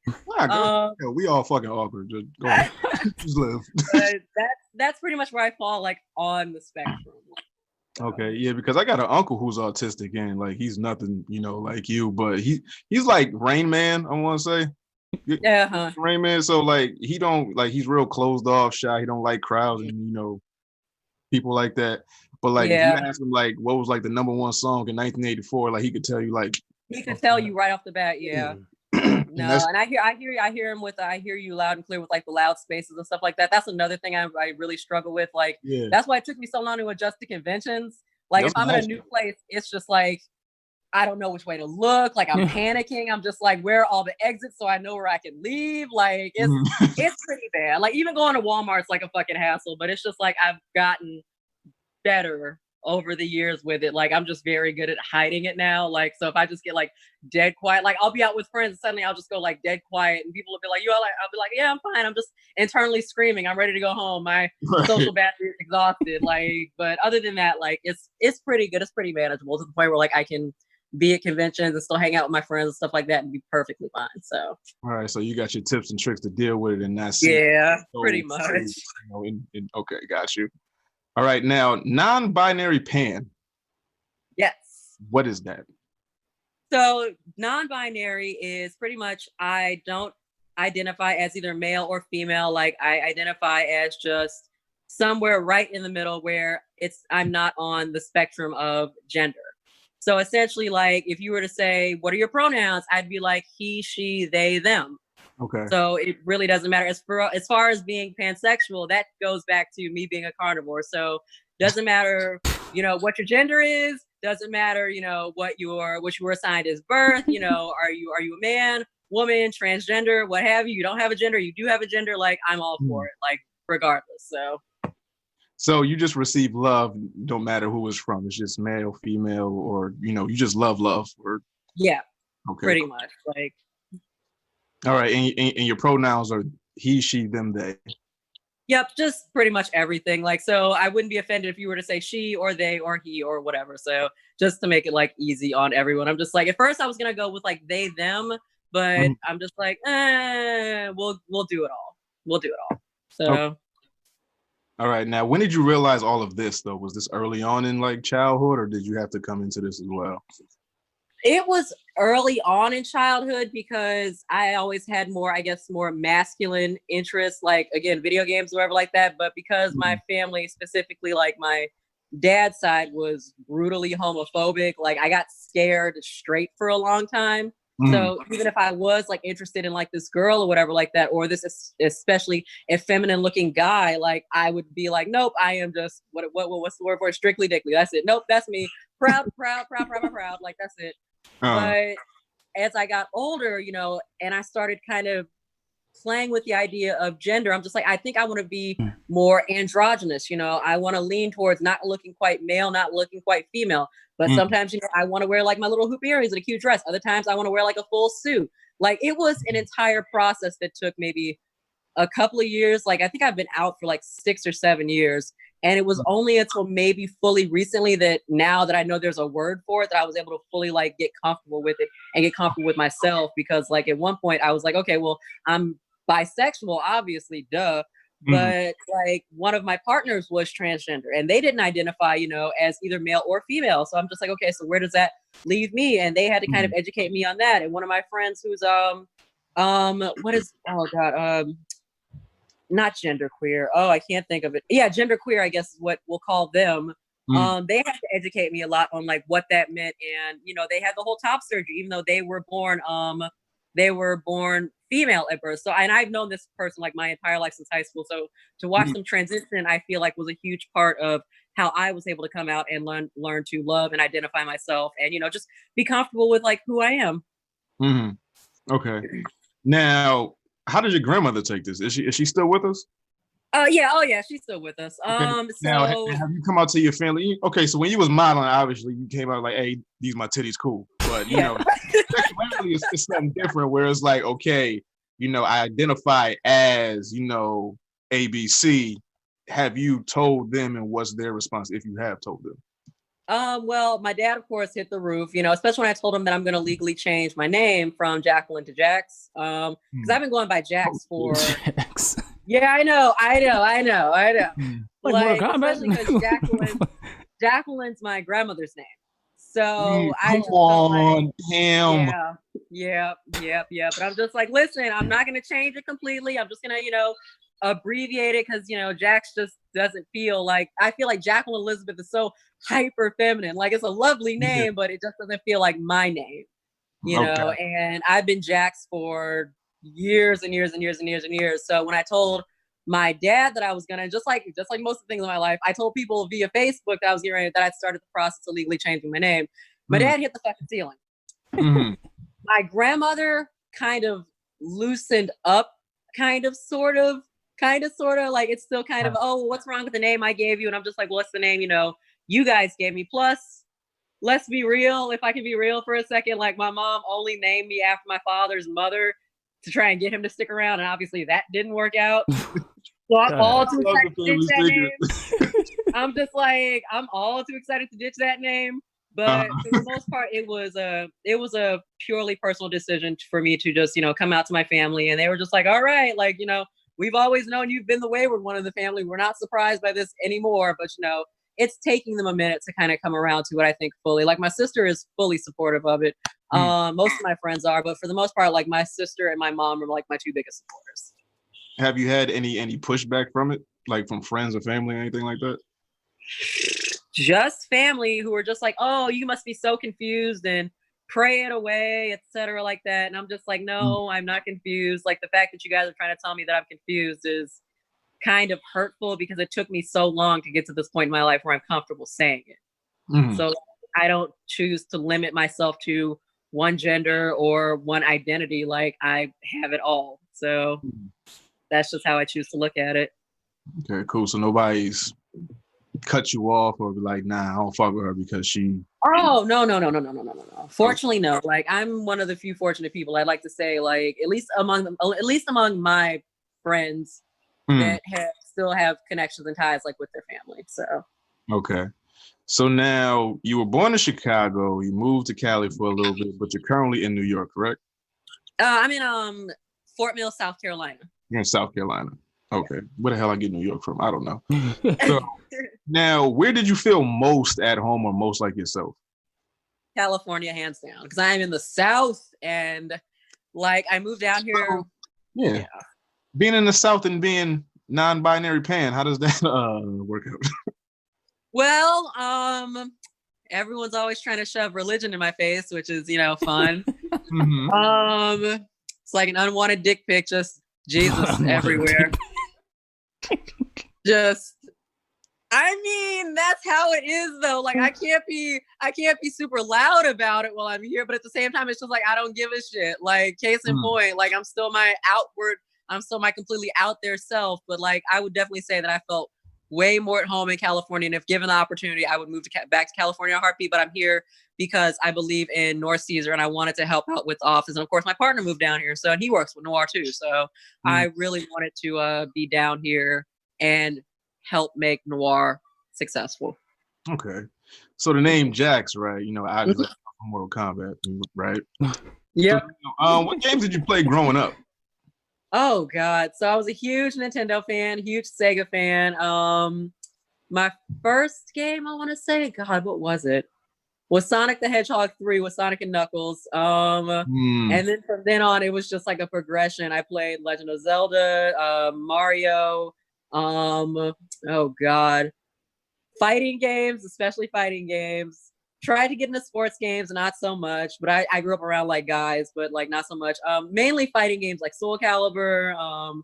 Lots of PlayStation games, Spyro, Crash Bandicoot, like all the old school classics. And like I am still a gamer like to this very day. I'm looking at Persona 5 Royal like as we speak. So yeah, I still gotta play that. It's fun. It's a lot of fun. Did you play the first one? Nah, my sister played all of them. I haven't touched not one. It's great. It's a masterpiece of a video game. Like if you've got the time for it, it's long as fuck. But I mean, like it's a great hours. game. 100 hours. Yeah, I'm good. Let me see how many hours. I still ain't beat Skyrim. Right. Shit, fuck that. You're never gonna beat Skyrim. I'm currently looking at 161 hours and 43 minutes on this game so far. Yeah, damn. Yeah, that's one of them games you gotta take your time with. Yeah. Oh my god. All right. I don't think I'll be getting around to that shit, guys. Yeah, I do it. Just play a little bit here, a little bit there. I don't know about that. Go play some baseball. You said what? Play some baseball, you know what I mean? You can play baseball. Yeah, you can mad shit in that game. I thought that shit was about like spirits and like getting like you're fucking forced to do shit. Nah, all that. Yeah, it's like a life simulator / RPG all mixed together. So like you go to school, fucking go on dates, fucking play baseball. Like I'm telling you, nah, it's a whole bunch of other shit. Yeah. I'm not going to school again. I learned something. So now, as the digital content strategist of Noir Caesar, what kind of content do you guys push out there? It's not strictly all Noir Caesar shit, or is it like what is it? What's your main job? I want to say. So my main job is to connect with our fans, put out different content, no matter what it may be, like the Meg Thee Stallion video, reviews on just about anything and everything. Like we're recently starting to branch more out because I think the Meg Thee Stallion video was the first time we'd actually kind of stepped away from anime and talking about anime video games and stuff like that. So we're definitely starting to branch out more. I know that in the future, what we will be doing is, we'll be covering different old school shows, different series, like in general, like different movies. So we're looking to become like all encompassing. We are an animation studio, we are a manga and comic publishing company, but we also want to go beyond that and start to expand out more. So I know that we've got a lot of different titles coming out. I want to say coming out very soon. This kind of coincides with like the big news that we have, but like our current titles are about to get like major overhauls and updates and stuff like that. We've got a lot of different new titles coming out, different genres that we're adding to our repertoire, so to speak. So I would definitely say we're branching out. We're in a very major transitory time in our lives right now, and it's great. Like it's about to be enormous. It's about to be great. Okay. All right, so now if someone wanted to get into a manga or a comic book from Noir Caesar, what would they start with, or what do you recommend? Right off the bat, I recommend Sorority by Mikhail Sebastian and George Watson. That's probably one of our I want to say it's one of our best sellers next to Exogenesis. So either Sorority or Exogenesis by Nicholas Draper Ivy. Those would be the two I would start off with, hands down. And then there's another one called Space Pop, which is very sci-fi. It's kind of like a space opera. I think that's another fun title people would like. So the three ones I would say are Space Pop, Exogenesis, and Sorority, and Try Again. Especially if you like dark, gritty crime stuff. But those four titles I would say, hands down, start off with. Okay. All right, cool. Now, Johnny used to be a NBA player, correct? That's right. Charlotte Hornets. Okay, I think I might want to talk to him too. So if you can heard, getting his, of course, they cool, they alright. So just real quick, So now, that's basically all I got. Usually at the end of the show, we do a pick. So anything that you like watching, playing, reading, anything like that. So what are you reading right now? Pick for the fans to check out. Could be anything. Could be comic books, video games, whatever the fuck. Okay, I am reading this really, really sappy romance manga called "Will You Marry Me Again If You Are Reborn?" It's super sappy, but for people who don't like romance, whatever like that, I'm reading a lot of Junji Ito, which is a complete contrast. He's all about that gore and horror and really, really scary, supernatural, fucked up shit. So anything Junji Ito. I just finished Tomie, which is a wild ride, but I love Junji Ito shit so much. just finished Demon Slayer. Lots of people are divided on that. Yeah, it's a little. Did you review that? I did not. No, I need to though. I need to review that shit. Like I've got to, because people are losing their fucking minds. Here's somebody else's thoughts on that. I need to know. All right, so I like happy endings. I don't. I like happy endings, so I was kind of okay with how it ended. Like, I was okay with how it ended. I thought it was sweet. I thought it was cute. It was nice to see them, you know, in a normal type of setting. But for the most part, I'm just like, I don't know. It felt kind of rushed. Like it wasn't thought out like all the way through. But like, I have no idea what the creator was thinking. But that's just kind of how it felt to me. Like, well, we're gonna go from having them in this feudal kind of era to whoop, we're gonna put them in a present, which I feel like a lot of anime does, and which you know I feel like a lot of fans want to see. But for me, it was such an abrupt shift that it was just like, this feels more like fan service than it did like a completely fleshed out story. Okay. So I have mixed feelings. Okay. All right. So what can we expect from Noir Caesar coming up soon? I know you can't, you know, talk about the big reveal, but you know, what else can you talk about? That's honestly it. The big reveal is what we're building up to. We've got a lot of new different titles we got coming out. Again, different genres we're adding, because for the most part, you know, we're geared more towards the shonen genre now. We're branching out outside of that. We got a romance genre. We got a romance coming out. I know we've got more action coming out. What else? And I know that for our next big project, we've got a couple of new animations coming out. So that's something to look forward to as well. Okay, good. Cool. All right. So Jax, formerly known as Jacqueline. Thank you. So give everyone your social media and when they can find you and Noir Caesar. All right, you can find me at Jax Attaxx. God, I hate that it's so long, but you know that's where you can find me at. And you can find me also at Noir Caesar, so NOICAESAR. At Noir Caesar, we're everywhere: YouTube, Facebook, Instagram, Twitter. We got to get our Twitter numbers up, but that's where you can definitely find us. And of course, our website where you can check out our manga, www.noircaesar.com. Okay. All right. So y'all got anything? No, I'm good. Yeah. All right. So Jax, keep cussing these niggas out. Tell them what the fuck it is. All right. Will do. Thank you guys so much for having me on. No problem. You be safe out there. You too. Take care, y'all. All right. Bye-bye. Peace. And that was our interview with Jax. Shout out to Jax. Shout out to the pink hair. I hate the fact that I have like good questions after the interview is over, like all the time. Yeah, it always happens. Every fucking time I was like, damn, why should I ask that? But your brain start working more after. Brain start working when you're not fucking rushing and working 10 hours a day. But you know. Yeah, because you kind of made a good point with the whole, you know, niggas getting on females because of the whole anime shit, and it's not that far fetched that people would like that. Like I seen that Megan Thee Stallion thing when it first happened, the Crunchyroll interview. Yeah. And when she said the first anime she watched was Inuyasha, that shit makes a lot of sense. Makes a hell of a lot of sense. I think it's a lot of people's first. I mean, it's popular. Yeah. I'm gonna put in a clip of her cussing niggas out. Tirade. Yeah, that shit. I love that shit. But yeah, shout out to Jax. Appreciate you for being on the show. Picks, man. What we got, man? Picks, man. Oh shit, picks. Memorial I don't Day. know if I used this before, but Mass Effect. I for whatever reason I started playing Mass Effect again, like from scratch. With that fucking masterpiece of a game. Yeah, yes. So you're supposed to be doing a remake of it, right? That's a rumor. It hasn't been all three. They were talking about maybe too early. Nah, I can see the first one. 360. That's because the first three came out on 360. Yeah, but it still looked good though. I see the 360. Imagine it with PS5 graphics, nigga. And also the other thing too is Mass Effect 1 wasn't on PlayStation. It was on Xbox. Yeah, it was on Xbox originally. So a lot of places people miss Mass Effect 1. So if they do that, there's a chance to go back. I love Mass Effect 1. That's what I'm playing right now. I was on the elevator going doo doo doo. Because there's mad elevators. There's mad loading in that game. You see the elevator. Yeah, it is mad. Most of that game was elevator, but still, you're not in the elevator. Shit is fun. Yeah. Bob, you got a pick? I see Rick and Morty. Yeah, watching Rick and Morty. I seen the But fuck it.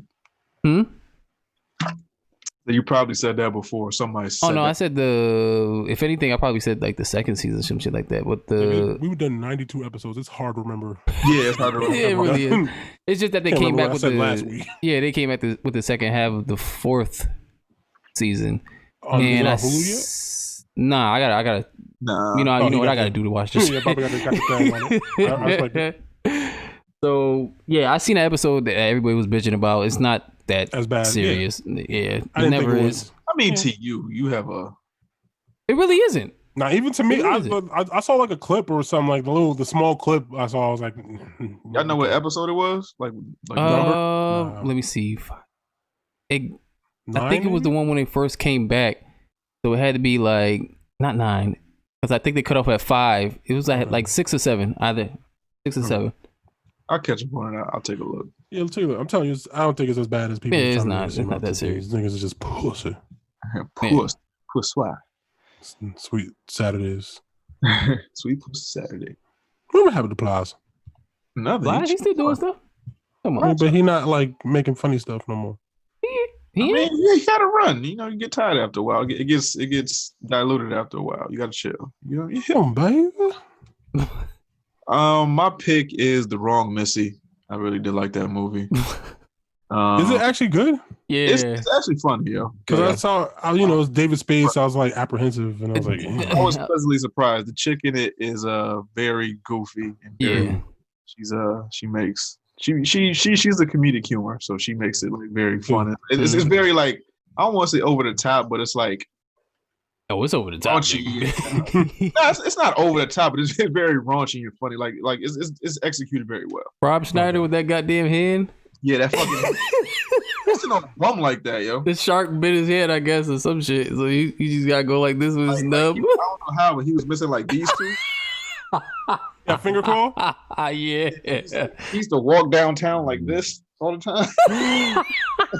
Oh, I think I know who that nigga is. Damn, nigga. I think I seen that nigga before. And my other pick, radical. No. Shout out to my cousin Jeffrey. He put me onto this movie that's on YouTube. It's called The Strange Things About the Johnsons. Sound like a porno. You do. Watch it. If you can get through the first 5 minutes, cool. Why does that sound familiar? It's been out on YouTube for a while. Is that the thing where like the parents come in the nigga's room and yeah. Yeah, I think I saw that clip. Yeah, okay. Yeah. It's about a half hour long. It's a film. It's on YouTube. I saw a meme about it, but I didn't know what the fuck it was. Yeah. And then we was talking today, and he happened to just bring that up, and I was like, "What the fuck is this?" And then like he told me, the first 5 minutes, yo, like you be all right, you can watch the rest. I was like, "What the fuck do you have me watching, my nigga?"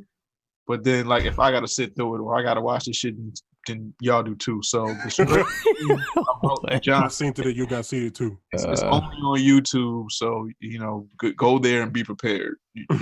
It's wild. It don't obviously it's YouTube, so it don't show no wild shit, but the imagery and like it just watch it. Scenario that because if I remember correctly, it's the thing I think it is. Yeah, it's wild. Yeah, okay. Nah. This shit, nah. Anything else? Niggas is scary. Speaking of walking in. This shit. That shit was nuts, nigga. Literally, no. Yeah. Ew, I ain't watching No, fuck with you now. There's no nuts in there. That's like this dude that was in this video on Instagram. And then his mother walked in. He was butt ass naked, about to jerk off the screen. He was like, "Mama, mama, mama." Nah, it's way. You gotta move out after that. Yeah, you do. It's over after that. You gotta leave. Everything's tainted. If you can hear the sound of my voice, just watch that shit and then let me know in the Discord. Join our Discord and then we can discuss it there if you watch it. Oh yeah, fuck y'all for calling me a mood. I forgot about that. Calling you mood? Call me a mood. A mood? You are a mood. Yeah, nigga, you Eeyore, nigga. What you talking about? You are the Snuffleupagus. You are the Eeyore. You are the what's that thing off of what was that Inside Out thing? Was there a depression one? That blue one? Yeah, it was. I'm the red one, Bobby. The don't know what the fuck I am. Red. Who's the giddy motherfucker? I think he was. Was it yellow? Nah. Wait, hold on. I gotta watch that again. He's the imaginary character one. It was an anxious one. I think he was green. No, green. Hold up. Let me see. Inside Out. Shit, You definitely blew though. That's like not up for debate. Oh yeah, purple one. Bobby the purple one. I'm the red one. You the blue.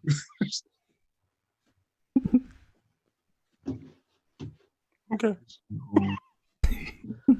AKA. Anything else, man? Black Blastoise, hydro pump your bitch.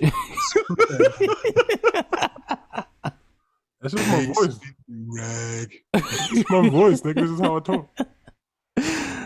Can't do nothing about that. Huh? Buck up, bitch. I am bucked up. This is buck up. This is me bucked up. This is me. This is me bucked.